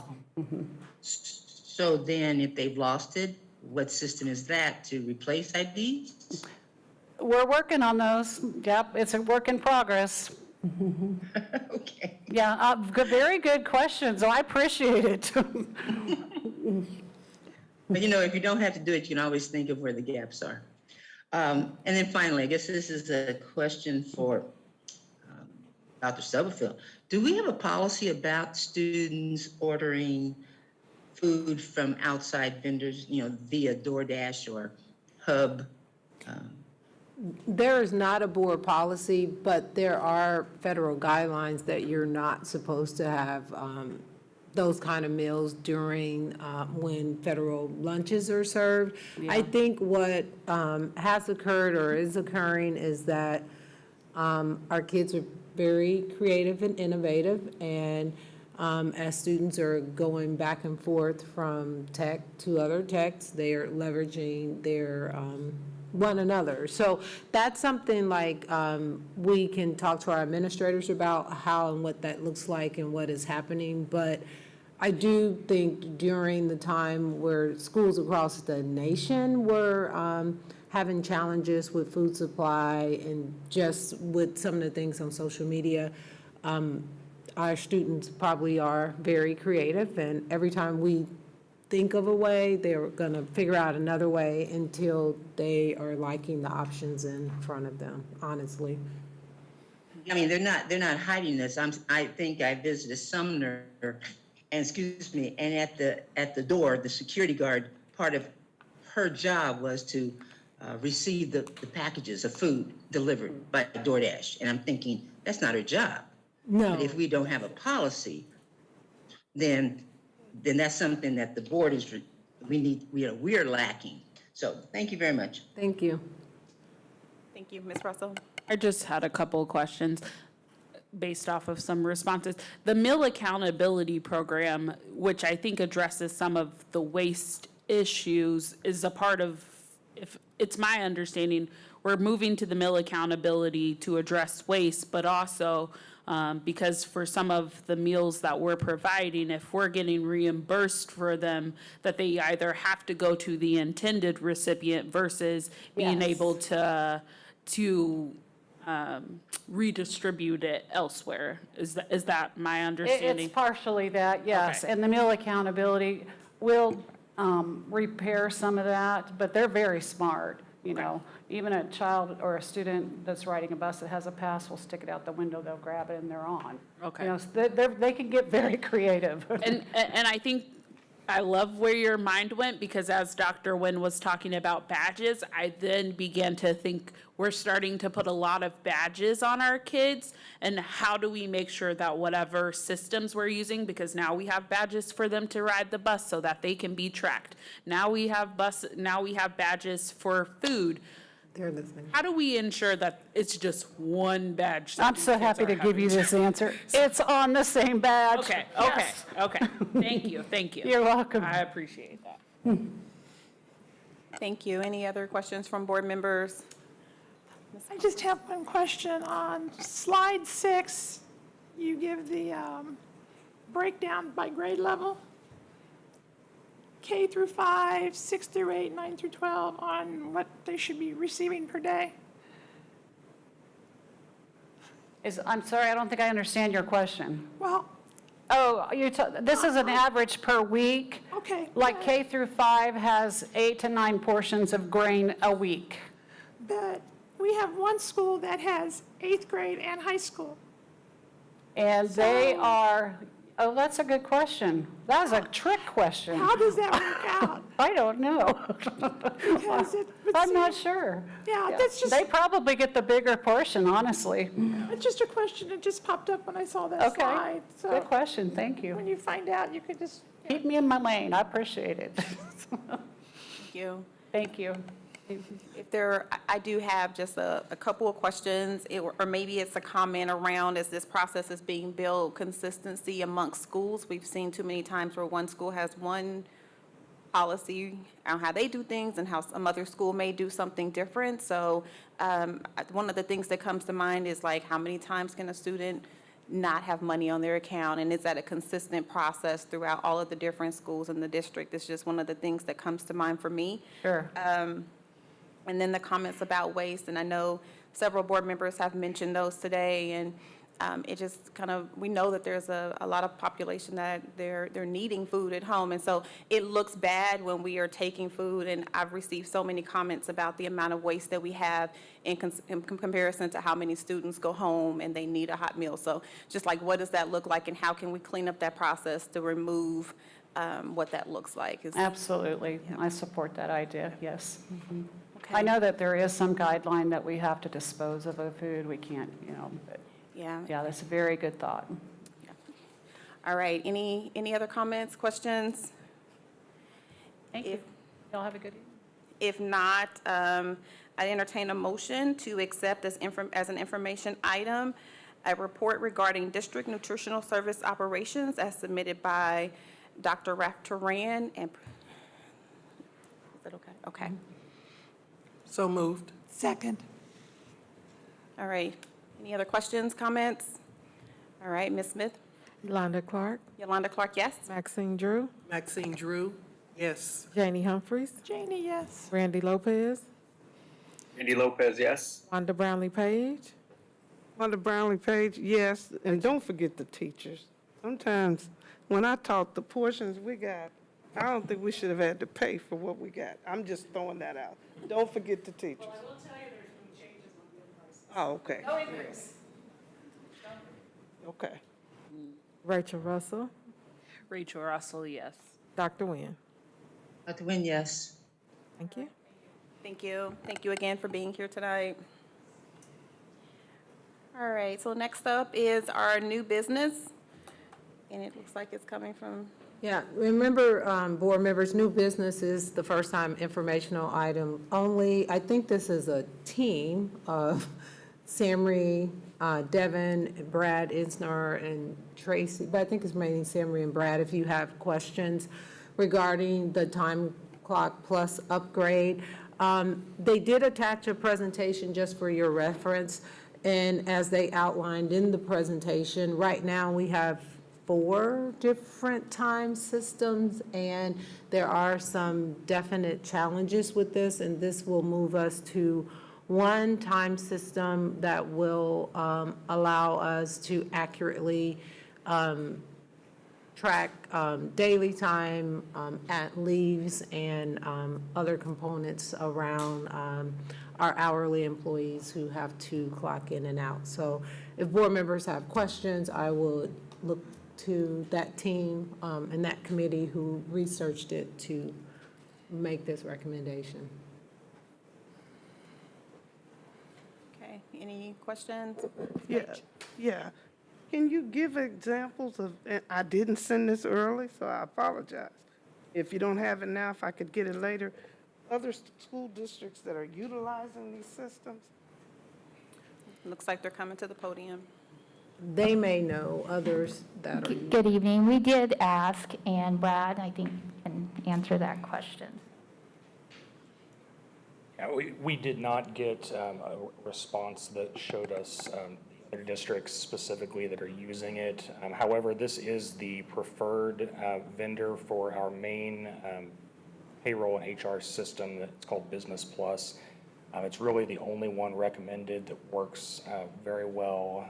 It's integrated into that system. So it's really combining all these other outside resources that we've had, those functionalities into something that is better able to plug in and work with the systems, the core ones that we really use. So in the process of that, we get to show an immediate savings the first year of around $17,000, and then about $100,000 per year after that with the recurring costs. So this was really just all about trying to make sure that we're being financially responsible and more efficient with the systems that we use. Just over the years, some of those other solutions have just kind of continued to pile up, and this is really going to allow us to use our core systems more efficiently the way that they're designed to be used.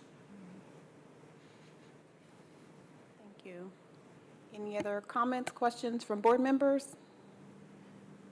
Ms. Clark, I just have one comment, and Mr. Izzard, well, Brad, you've been around longer than I have, but this is the comment that's always been provided, but this is the system that is going to save us time and make us do our job efficiently.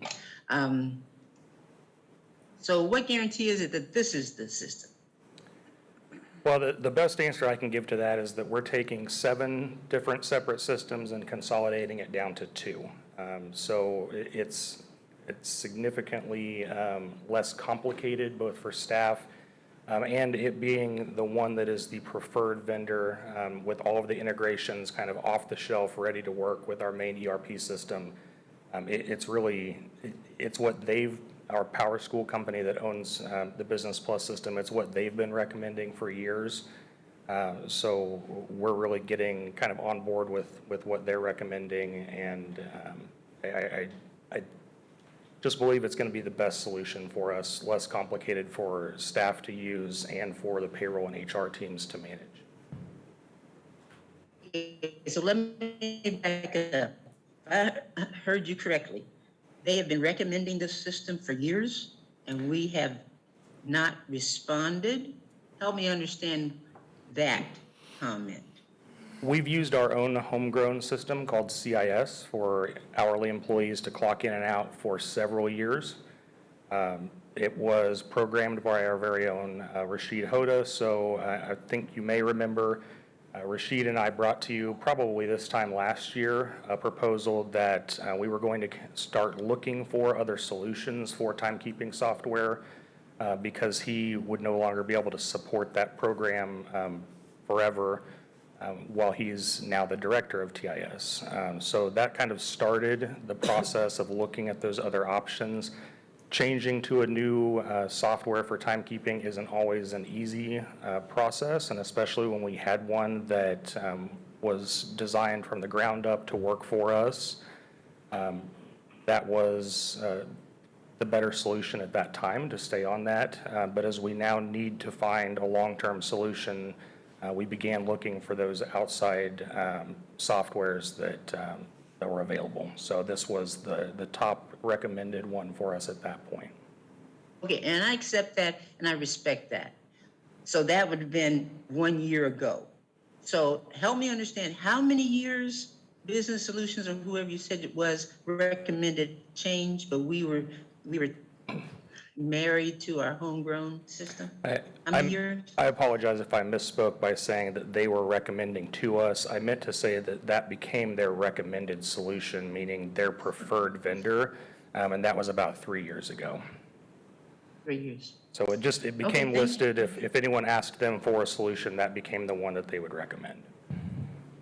Okay, just to let you know, I'm listening to what you have to say, so thank you.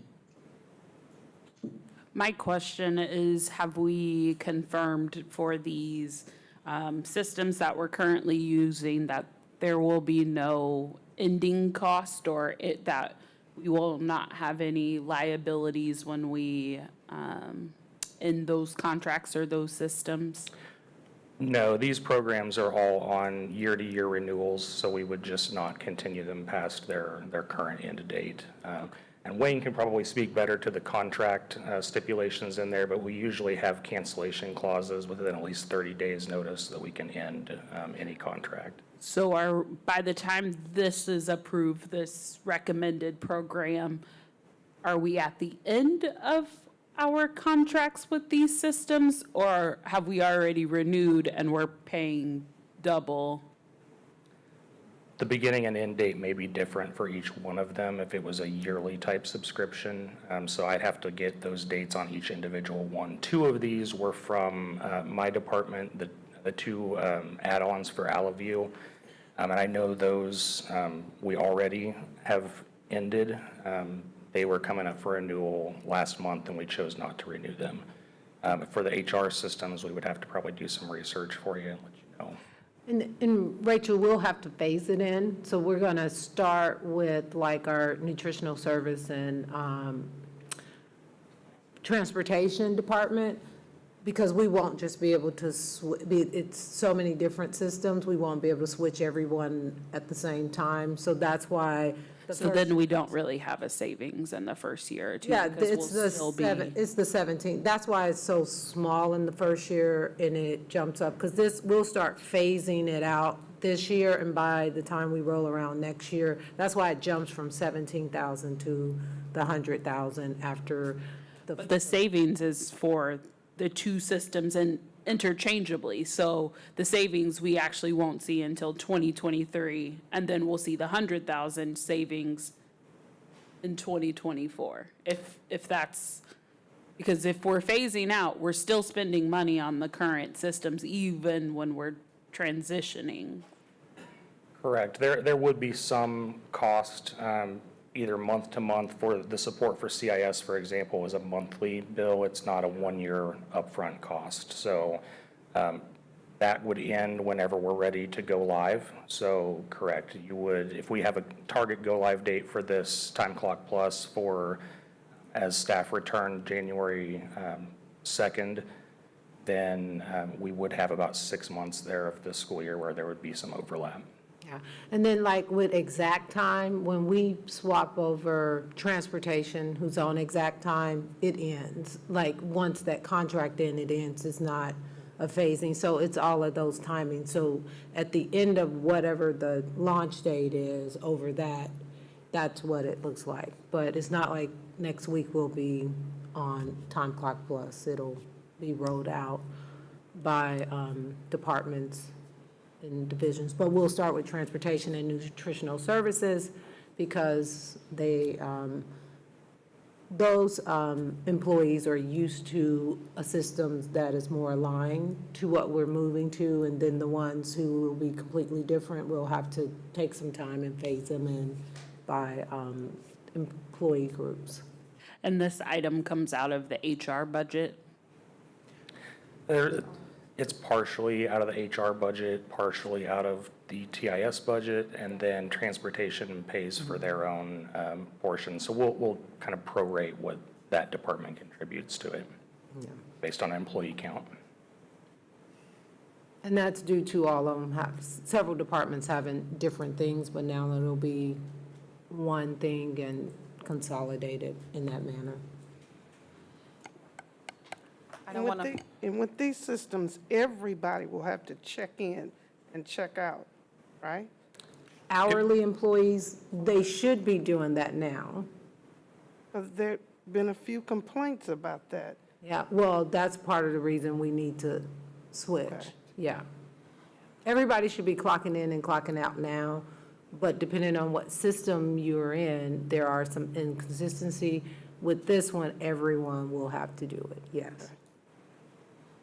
I don't want to miss any. Dr. Stubblefield, then, excuse me, could then add, this is the first read, for lack of a better term, correct? Correct. Informational? Yes. So by the next time, can you have us a phase-in schedule that has more detail? And then we'll have a cleaner cost savings? I'm looking to, Yeah, yes. we could definitely put that together. We need to look at each individual contract and what its ending stipulations are. Absolutely. Good, I appreciate that, because then otherwise, what you've provided us is not correct. And we want to be correct. Thank you very much. Any other comments, questions? I appreciate, thank you, Sam Marie and Brad and all of you. I know how HR has been trying to figure out how to make it more efficient so that we can address some of these issues that we hear of, specifically around who is putting in hours, who has the ability to edit those, all of those conversations. I think having one program that works across all of the dimensions will be very helpful. So thank you for the additional research you will do, and thank you for bringing this to us. So I want to echo that as well, and definitely we talked about like those hard cost savings, but there will be other cost savings as well that will just naturally take place when you're removing 6 different systems, and also the accountability that will come along with that. So I want to echo, thank you for coming. Again, board, if you have other questions, make sure you please send those in as we get ready to make a decision here in the near future. So thank you all. Thank you. All right, I think it's probably time that we stretch our legs. I don't think I'll have anyone tell me no to that. So it is 6:13. Board, we can take a break and be back by 6:20? Sound like enough time? All right. Thank you.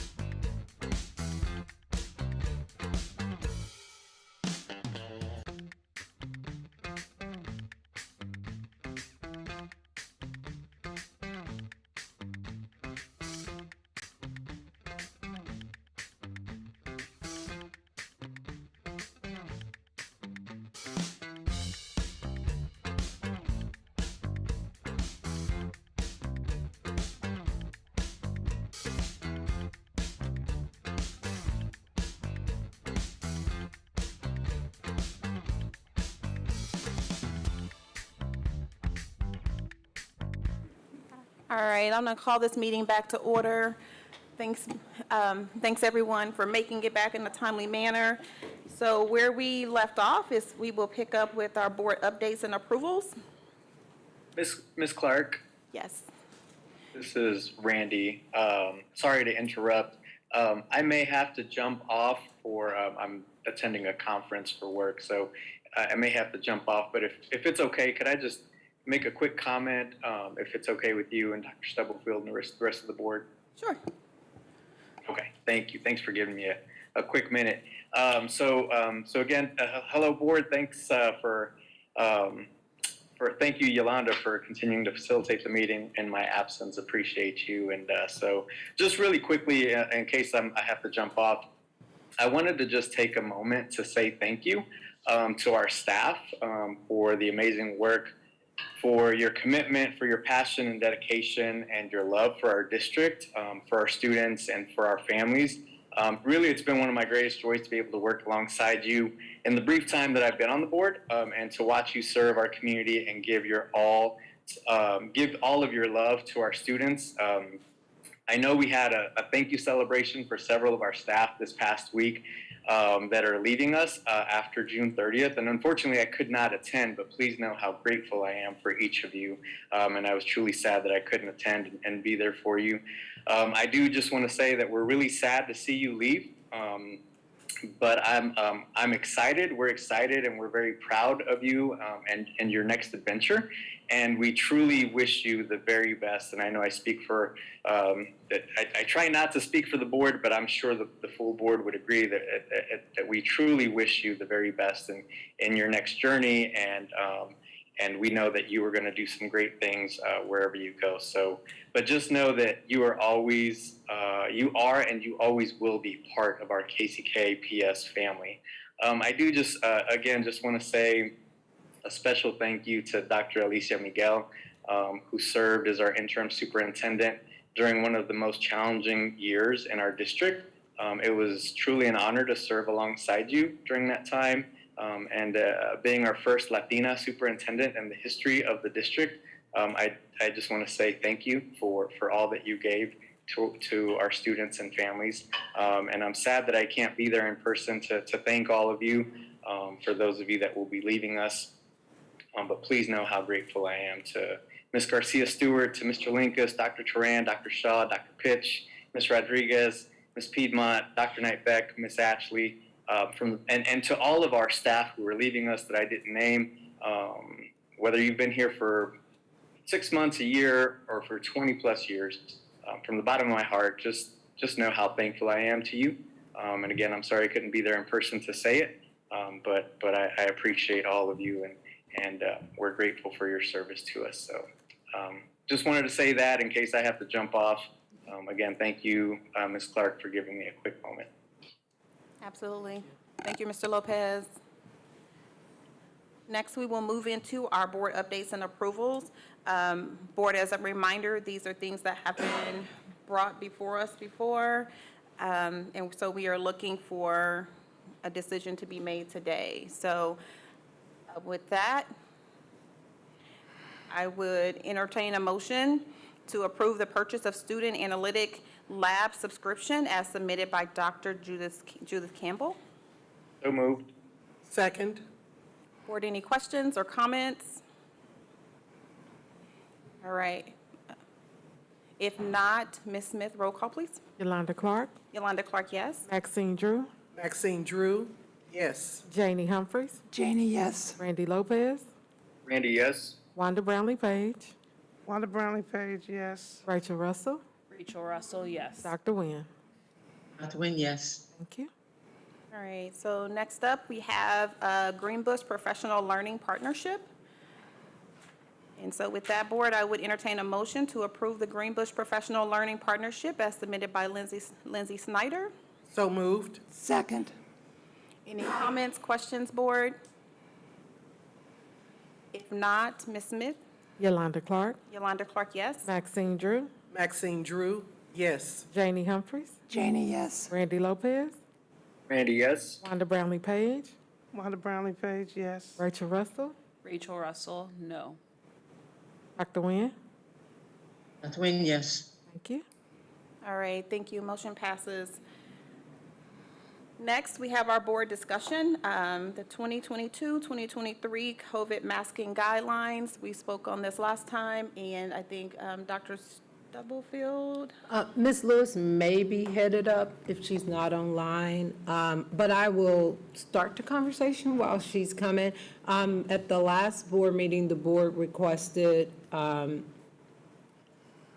recommendation on what our COVID-19 masking policy or should be for the 2022-23 school year, given that on Thursday, June 30th, all of the policies that were put in place this year, including allowing staff to have, covering staff pay absences for COVID-related work contact or quarantining.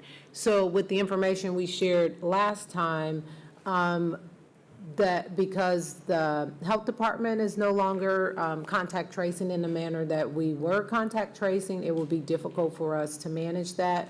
So Ms. Lewis' recommendations after collaborating with her health partners would be either option one, to continue with the current policy we have in place, which is mask optional, and if we reach a 5% threshold at any location, that they would go into mask. Or option two is the similar with the test to stay or work. I will say with that, as Ms. Lewis is coming, regardless of what option or if the board did nothing, we would still follow the CDC guidelines around masking if you're a close contact, unvaccinated, all of those protocols around that, because that for any health-related components, we typically follow those guidelines on what to do when it would occur.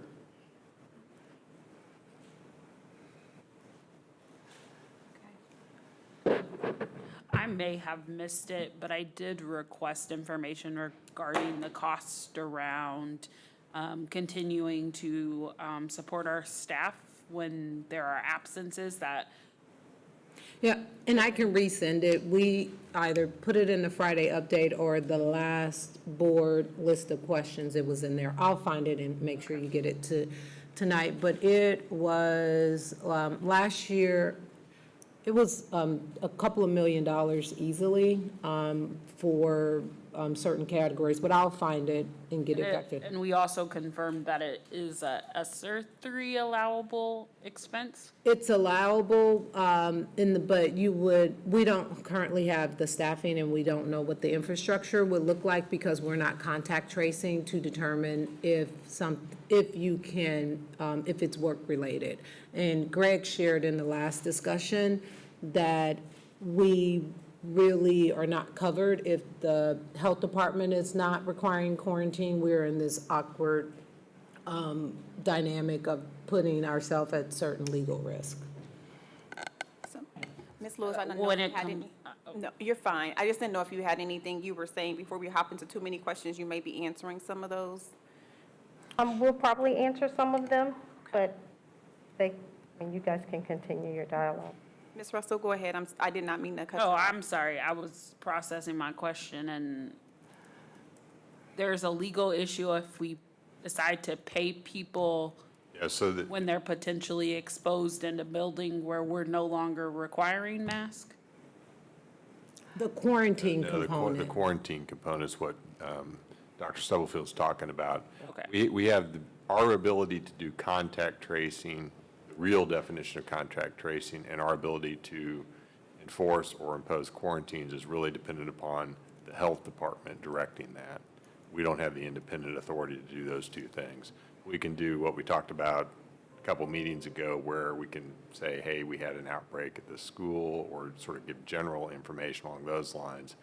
But we can't do the contact tracing like we could during the heart of COVID, because all of that was done under statutes that gave that authority to the health department, and they essentially almost deputized us and allowed us to do it on their behalf. That's really how it worked. So contract tracing is how we if you said I have a COVID excused absence, contract tracing was the way in which that was determined? What would happen, well. Yeah, that's the way that we That determined is it. true, yes. Yes. And that's part of the complication is because what's happening, because it's no longer a pandemic, it's an endemic. I'm going to get my terms confused. And so please correct me when I do that. That some of the protections statutorily that allowed us to get that confidential medical information about employees or students and share it, and the sharing, it's the big thing, go away. And that's where we get potential liability. It's from sharing or disclosing confidential medical information about employees or students without their consent or permission, which we can't do without that additional protection from the health department or from the guidance that was out there during the pandemic. Makes sense? President, I have a couple questions.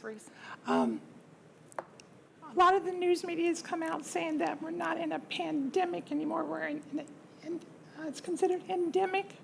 Could you explain the difference between those two?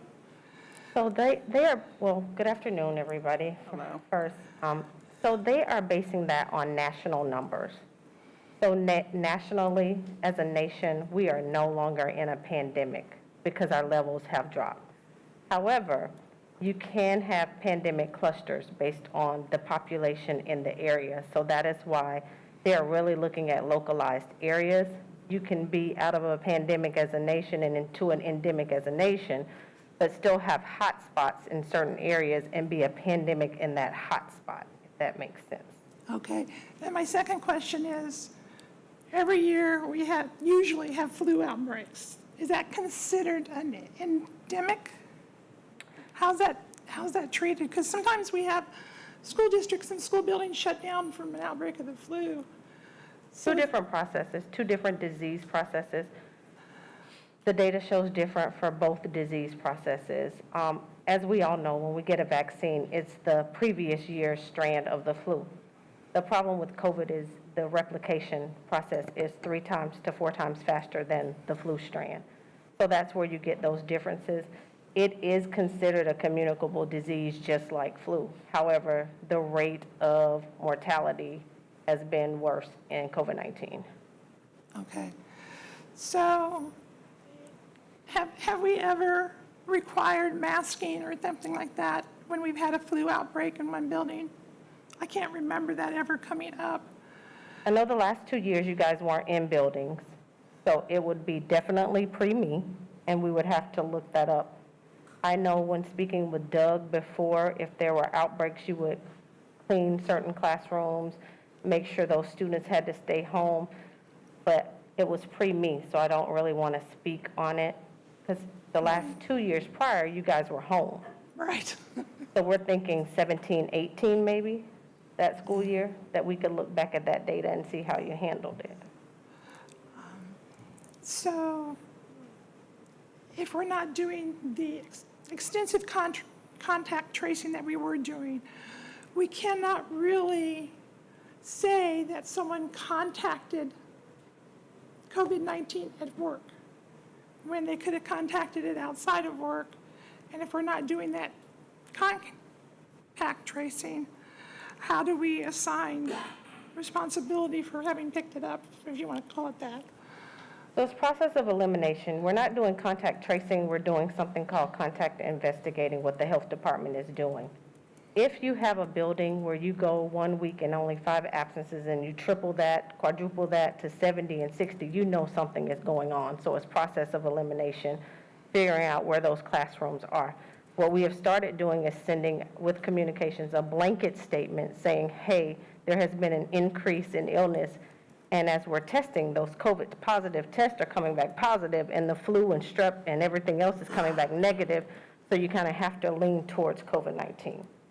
Okay. So if we're talking about paying people because they contacted COVID-19, how do we ascertain where they contacted it at? If the building is only is under 5%, but someone in the building that works there has COVID-19, how do we assign where they got it from? There's not 100% way that you can assign that, We can't do that, can we? not 100%. Okay. Ms. Lewis, I definitely want to give you an opportunity. I know we hopped straight into questions, so did you have anything that you wanted to add? No, we kind of basically did the current masking policy, which is the 5% threshold, as our option one. And that basically requires that when a building goes, they stay into mask for up to 14 days, as long as their numbers drop below 5% after those 14 days. Sometimes they can be in them longer. Option two is based on the new state guidance for K through 12. It was just released probably 2 weeks ago. And it follows back our pre-guidance, which looked at our community levels and the state levels, and you went with the most conservative method. And it also includes the test to know, test to stay, test to play, and test to learn options, which we wrote the grant to KDHE to do all of them, but we have not started doing all of them due to staffing concerns, making sure that we have the staff available at all the different levels. So those would be your two options.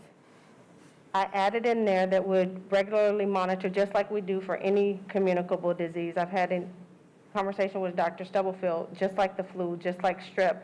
We look at COVID, but we also look at everything else. We've had other disease processes that we've had to send folks home for. If they're symptomatic, we're going to still follow the same algorithm where they get tested. We're going to implement the masking protocols for 14 days when there's a high transmission rate. And we're going to notify parents through bright arrow or a letter from the building principal. And that has seemed to work well, that we've been doing through summer school, sending those bright arrow messages from the building admin saying, hey, there was an exposure in your classroom, please monitor your child for symptoms. We've basically gone over the guidelines, I think they were presented to you in the PowerPoint, of the algorithm that we follow, so that everyone knows, and it'll be available on our website as well. So that, hey, days 1 through 5, if you're symptomatic, you have to stay at home unless we pick option 2, which will put us in the test to stay, test to play, test to know, and test to learn model, where they can come to school and get tested, and as long as they're negative, they could return to class in a mask.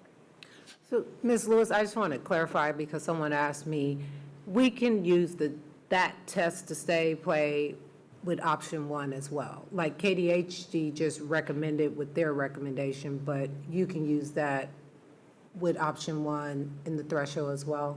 Yes, you Yeah. can. No. I just wanted to, someone asked me and I was like, yeah, that's not tied to any particular option, whatever model we're in. If we have the staffing to do it, we could implement it. Option 2 is just strictly all of the guidance in these 9 pages that the state released to us is what option 2 is for the upcoming school year. Ms. Clark? Yes, ma'am. I had a question. Which would be the better option if we're trying to maintain and make sure that everyone is safe, teachers, students, parents, everybody? Which would be the best option to go with? Based on your experience, you being a health professional, that's not what I'm into, but I just want to keep everybody safe. So I'm going to answer as politically correct as I can. Option 1, we can implement any of additions that you guys want to in option 1. Option 2 is where our state is asking that we implement that. Okay. Okay. And I just think we need to remember, we want to keep everybody safe. When we did the survey, it seemed to be like a 50-50 split, where half the people were in favor of the mask, and then the other half said no. But this would give us an opportunity to make sure, because we're having a hard time keeping people. We don't want our teachers to get sick, because we know there's not a lot of teachers available. So I would suggest that we go with option 2 and follow the guidelines that have been set up by our state, our local health department, what have you, to ensure that everyone would be safe. That's the key, because it is no matter what people say to me, my opinion, it is a public health issue. And that's our goal, is to make sure that everyone's safe and to respect everyone's right. There are pros and cons to both options. We have to weigh those out as a department. Where we need to decide, are we going to follow state guidance or are we going to do what we've been doing, is what the board ultimately needs to decide moving into the new school year. And then if we go with what we did the first, how did we end the first month? I know we had some schools. Do we have any data that would show how many schools had to go back to masking? I know we had some, but we're not sure exactly how many. I was going to say, we did provide an update from the school year in the last board list of questions, and I think it was at 12 different schools, was it, Ms. Lewis? Yes, we went Yeah. from about 42 absences for staff to about 174 after the month, and we went from about 683 while we were still in mask to about 1183 when we came out of mask. So about a 78% increase in some areas and higher in the employees areas.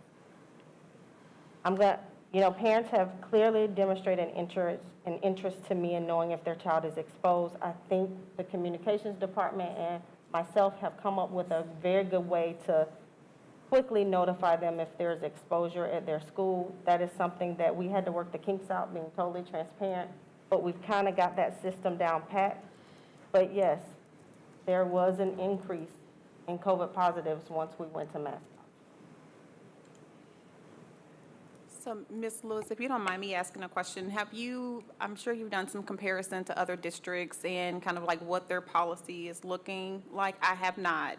So my question is, districts that are like ours, what are you seeing as kind of the direction they're going in? Everybody's having that conversation now. Again, the guidance just came out, I think at the last board meeting, maybe a day prior to the last board meeting. Okay. So everybody is looking at the state, looking at the uptick. The problem is, when this guidance, we had more low and green areas. Post this guidance, we're having more substantial areas. So as of today, when I talked to Topeka, they had not made a decision. They were going to be revisiting it and looking at it, but they knew that whatever we did, we couldn't be more restrictive than the state. Okay. All right, thank you. So, Board, I just want to remind us that we have the ability to not make a decision tonight. It sounds like if we don't make a decision tonight, Dr. Stubblefield has the guidance that she needs. Yeah, if the board doesn't vote on, our summer school ends Thursday, so the buildings that we would be in limbo with until the board came back on July 17th would be those buildings where year-round employees are at. If the board did not make a determination tonight, if there were a positive case, say, in my office tomorrow, anyone who was a close contact and not vaccinated would be required to wear, we would be notified, you would be required to wear a mask because per CDC guidelines. So we would just follow those basic standards regardless of what option it is. And we would be told to monitor ourselves for symptoms and the same thing. So, but the board absolutely can take a vote tonight. But that part is regardless of what option we go with, because that's the guidance from the CDC and the Health Department and KDHE. Okay, thank you. Ms. Clark, I'd like to make a motion that we adopt option 2. Second. All right, so we have a motion on the floor. It looks like we have a comment or a question from Ms. Humphries. I myself would prefer to wait and make the decision in July till we find out what more districts around us are doing and see how the infection rate changes over the summer. Tonight I would vote no on it. Okay. So we have, No, I was just going to say my response to that, I think we have to do what's best for us. Because a lot of the other districts don't always tell the truth about what's going on. So I just want to put it out there, vote it up, straight or down. okay. So we have a motion and we have a second on the floor. Any other comments or questions? If not, Ms. Smith, please roll call. Yolanda Clark. Yolanda Clark, no. I agree with Ms. Humphries. I would like to know a little bit more about what's happening around us. Maxine Drew, Maxine Drew, no. Janie Humphries, Janie, no. Randy Lopez, Randy Lopez, I'd also would prefer to maybe wait to look over the information a little bit more. So at this time, I would vote no, but I would just say potentially as we gather more information at our July meeting, we could revisit, but I will vote no today. Wanda Brownlee Page, I would vote yes, and I don't think it's fair to the people in the community that we wait around on this, because like I still contend, surrounding districts have not always been honest, and we base it on them, and we should be concerned about us. Rachel Russell, Rachel Russell, yes, and I will also share that I strongly believe that those who have guided this state and this county and this city with the direction that has been provided to us, that it only makes sense to follow that direction of those professionals who do this every day and who are tracking this every day. And I support ensuring that our community can continue to be a safe place for not only our students, but for our staff and for local community members. Dr. Nguyen. Dr. Nguyen, yes, this is too serious, although it's not red alert, but we cannot just continue to, like you all say, kick the can down the road because you don't know what other districts are doing. This is for our districts. I vote yes. Thank you. Thank you. All right, so motion fails. It sounds like what we will do is the questions and the answers will come in, we'll get more answers, and it will come back for a final decision to be made. Thank you, Ms. Lewis, for the information you brought tonight. Am I missing anything? So can you clarify, like, what it's coming back for? Because I feel as though we talked about this last time. People had the opportunity to research, the information was provided. So what will be the mind-changing thing that will come at the July meeting? I guess that's just where I'm kind of I don't want to make Ms. Lewis have to get back up here again and tell us the same information. I'm just wanting to understand what the other board members want. Sure, so I'll be happy to hear the recap that I heard tonight from board members, and people can correct me if I'm wrong, is one of the things that they heard is they wanted to hear what other districts were doing around us. That was one of the things I heard. The second thing I heard was, I'm looking for a recap here. That was it. See what happens over the next 3 or 4 weeks, the changes that are happening this summer. And I think one of the last things I heard is that our students are not in at this point, so not saying that everyone's not important, but there was a smaller impact right now happening. So July, it sounds like Dr. Stubblefield has what she needs to be able to take care of the staff that is in the office now. So those are the 3 points that I heard tonight. If I'm missing something, let me know. Well, let me ask you, Ms. Clark, if Ms. Lewis can get that information by by Thursday or Friday, then we can add this to a special agenda item at our next, we have, a series of 5 or 6 budget meetings. I think that's perfect. Correct? I think that's fair.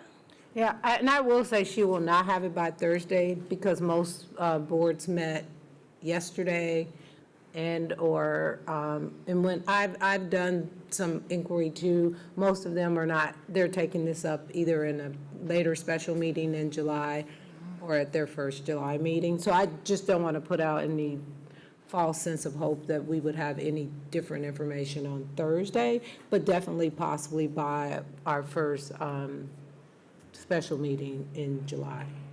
I think it's So are you July, speaking to superintendents, or are you speaking to board presidents? And who's speaking? That's, I guess, my question.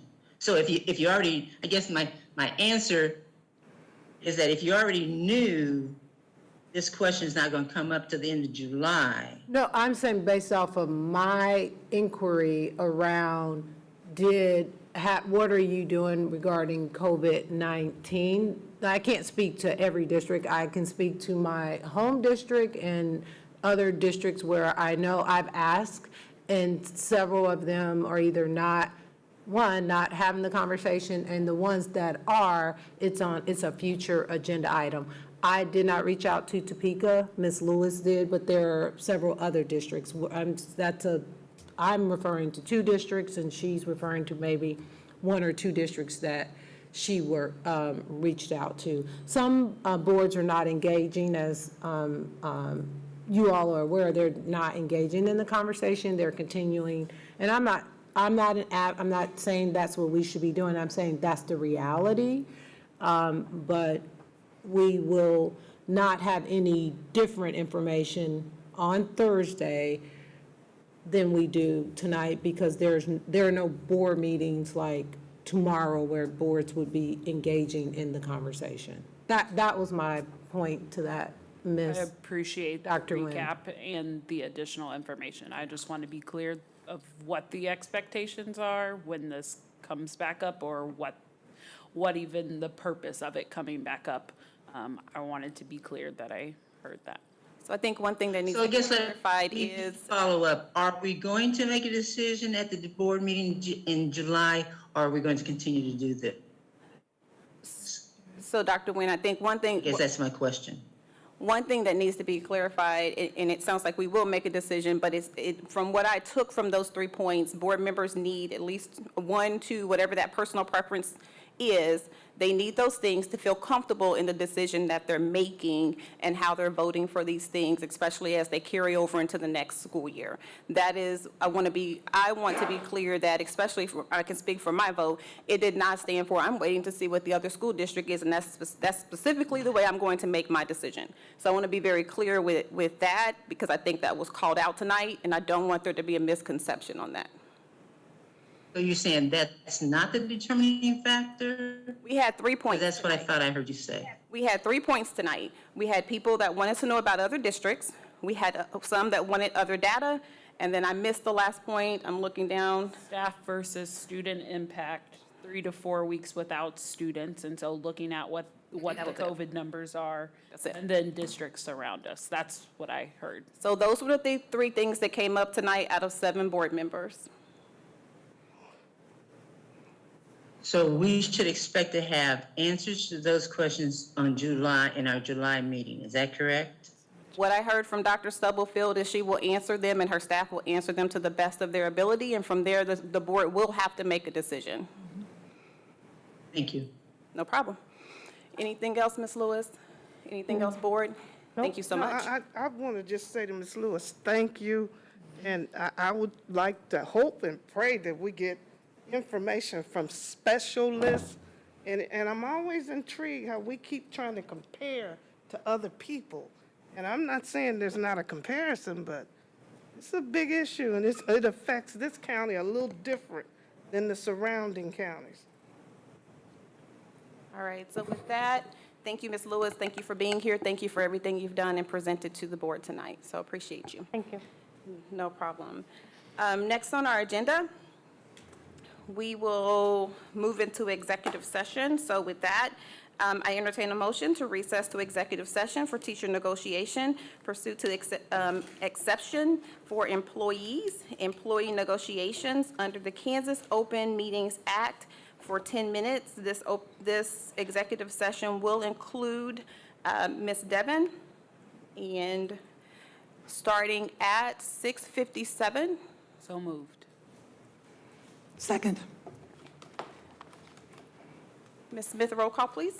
Yolanda Clark, Yolanda Clark, yes. Maxine Drew, Maxine Drew, yes. Janie Humphries, Janie, yes. Randy Lopez, Randy, yes. Wanda Brownlee Page, On the Brownlee page, yes. Rachel Russell, Rachel Russell, yes. Dr. Nguyen. Dr. Nguyen, yes. Thank you. And I just want to tell staff, with the exception of Ms. Devon, you are dismissed.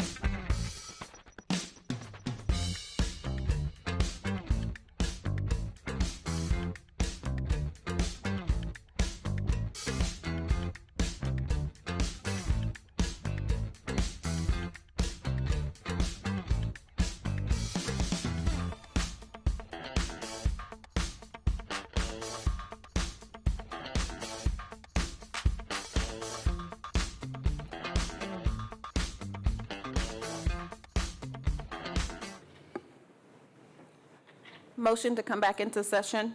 So moved. Second. I will now entertain a motion to return, Gotta take a vote. to extend. No. Roll call, please. Ms. Smith? Yolanda Clark, Yolanda Clark, yes. Maxine Drew, Maxine Drew, yes. Janie Humphries, Janie, yes. Rachel Russell. Rachel Russell, yes. Thank you. Thank you, Ms. Smith, for keeping me in line. So now I'll now entertain a motion that we return back to executive session for an additional 5 minutes, starting at 7:12. So move. Second. Roll call, please. Yolanda Clark, Yolanda Clark, yes. Maxine Drew, Maxine Drew, yes. Janie Humphries, Janie, yes. Rachel Russell. Rachel Russell, yes. Thank you.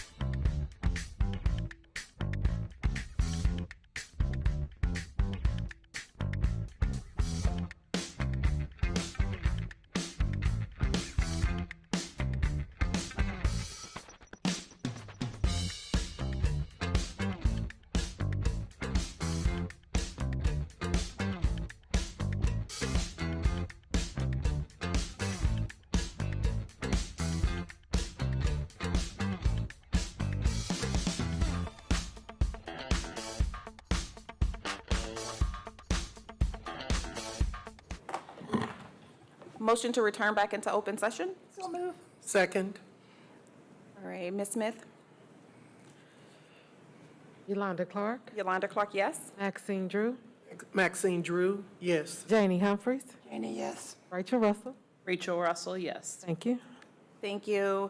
Now I'd entertain a motion that we recess to executive session for consultation with the attorney on matters which would be deemed privileged in the attorney-client relationship under Kansas Open Meeting Act for 15 minutes, starting at 7:21. So move. Second. Ms. Smith, roll call, please. Yolanda Clark, Yolanda Clark, yes? Maxine Drew, Maxine Drew, yes. Janie Humphries. Thank you. Rachel Russell. Rachel Russell, yes. Thank you. Thank you.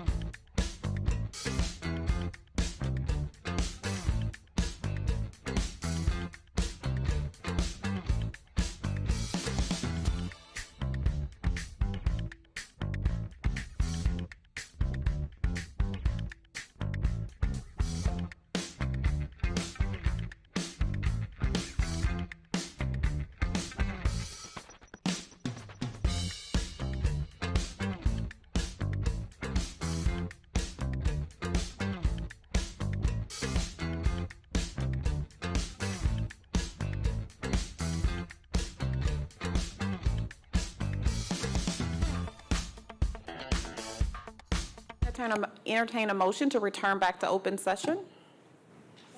Second. Thank you. Ms. Smith? Yolanda Clark, Yolanda Clark, yes. Maxine Drew, Maxine Drew, yes. Wanda Brownlee Page, Wanda Brownlee Page, yes. Rachel Russell. Rachel Russell, yes. Thank you. All right, so now I'll entertain a motion to recess to executive session to discuss matters of non-elected personnel in order to protect the privacy interests of the parties involved under the Kansas Open Meetings Act with potential action to follow.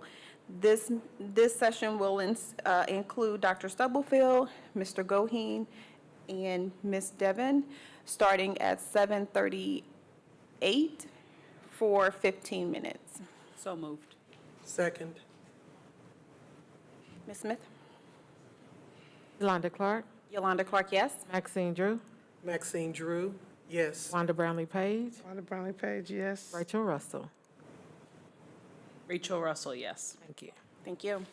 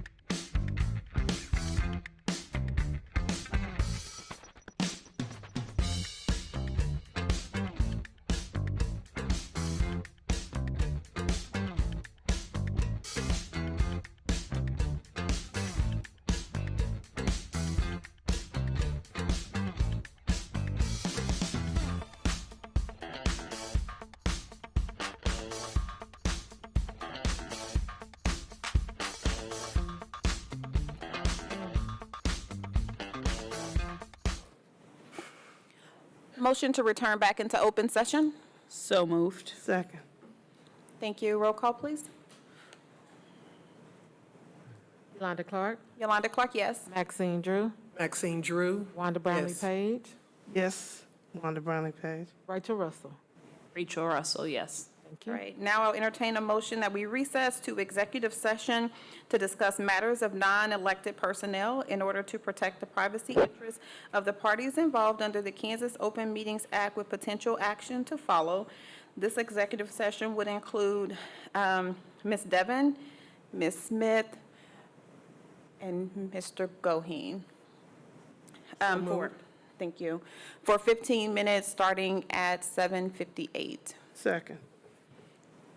Thank you. Roll call, please. Yolanda Clark, Yolanda Clark, yes. Maxine Drew, Maxine Drew? Yes. Wanda Brownlee Page, Wanda Brownlee Page, yes. Rachel Russell. Rachel Russell, yes. Okay. Thank you.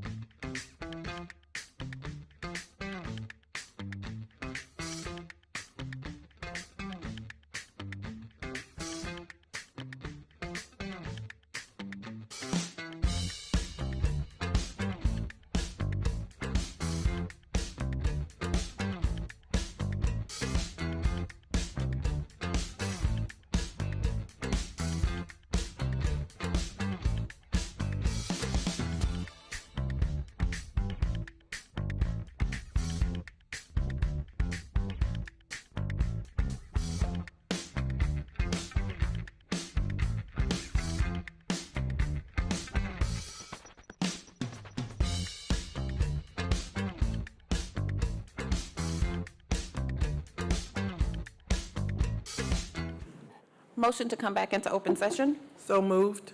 Second. Ms. Smith, roll call, please. Yolanda Clark, Yolanda Clark, yes. Maxine Drew, Maxine Drew, yes. Janie Humphries, Janie, yes. Rachel Russell. Rachel Russell, yes. Thank you. Thank you. I entertain a motion that we return back to executive session for an additional 5 minutes. So moved. Second. Thank you, Ms. Smith. Yolanda Clark, Yolanda Clark, yes. Maxine Drew, Maxine Drew, yes. Janie Humphries, Janie, yes. Rachel Russell. Rachel Russell, yes. Thank you. Starting Ms. Smith at 8:17. Thank you. Thank you.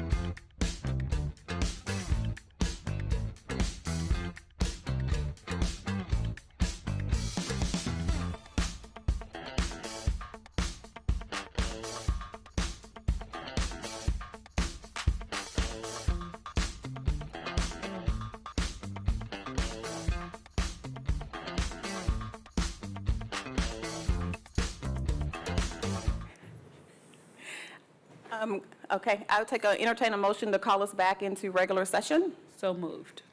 Second. Thank you, Ms. Smith. Yolanda Clark, Yolanda Clark, yes. Maxine Drew, Maxine Drew, yes. Janie Humphries, Janie, yes. Randy Lopez, Wanda Brownlee Page, Wanda Brownlee Page, yes. Rachel Russell, Rachel Russell, yes. Dr. Nguyen. Thank you, board. Thank you, Dr. Stubblefield. Thank you, staff, for hanging in here with us tonight. Really productive meeting, and with that, this meeting is adjourned.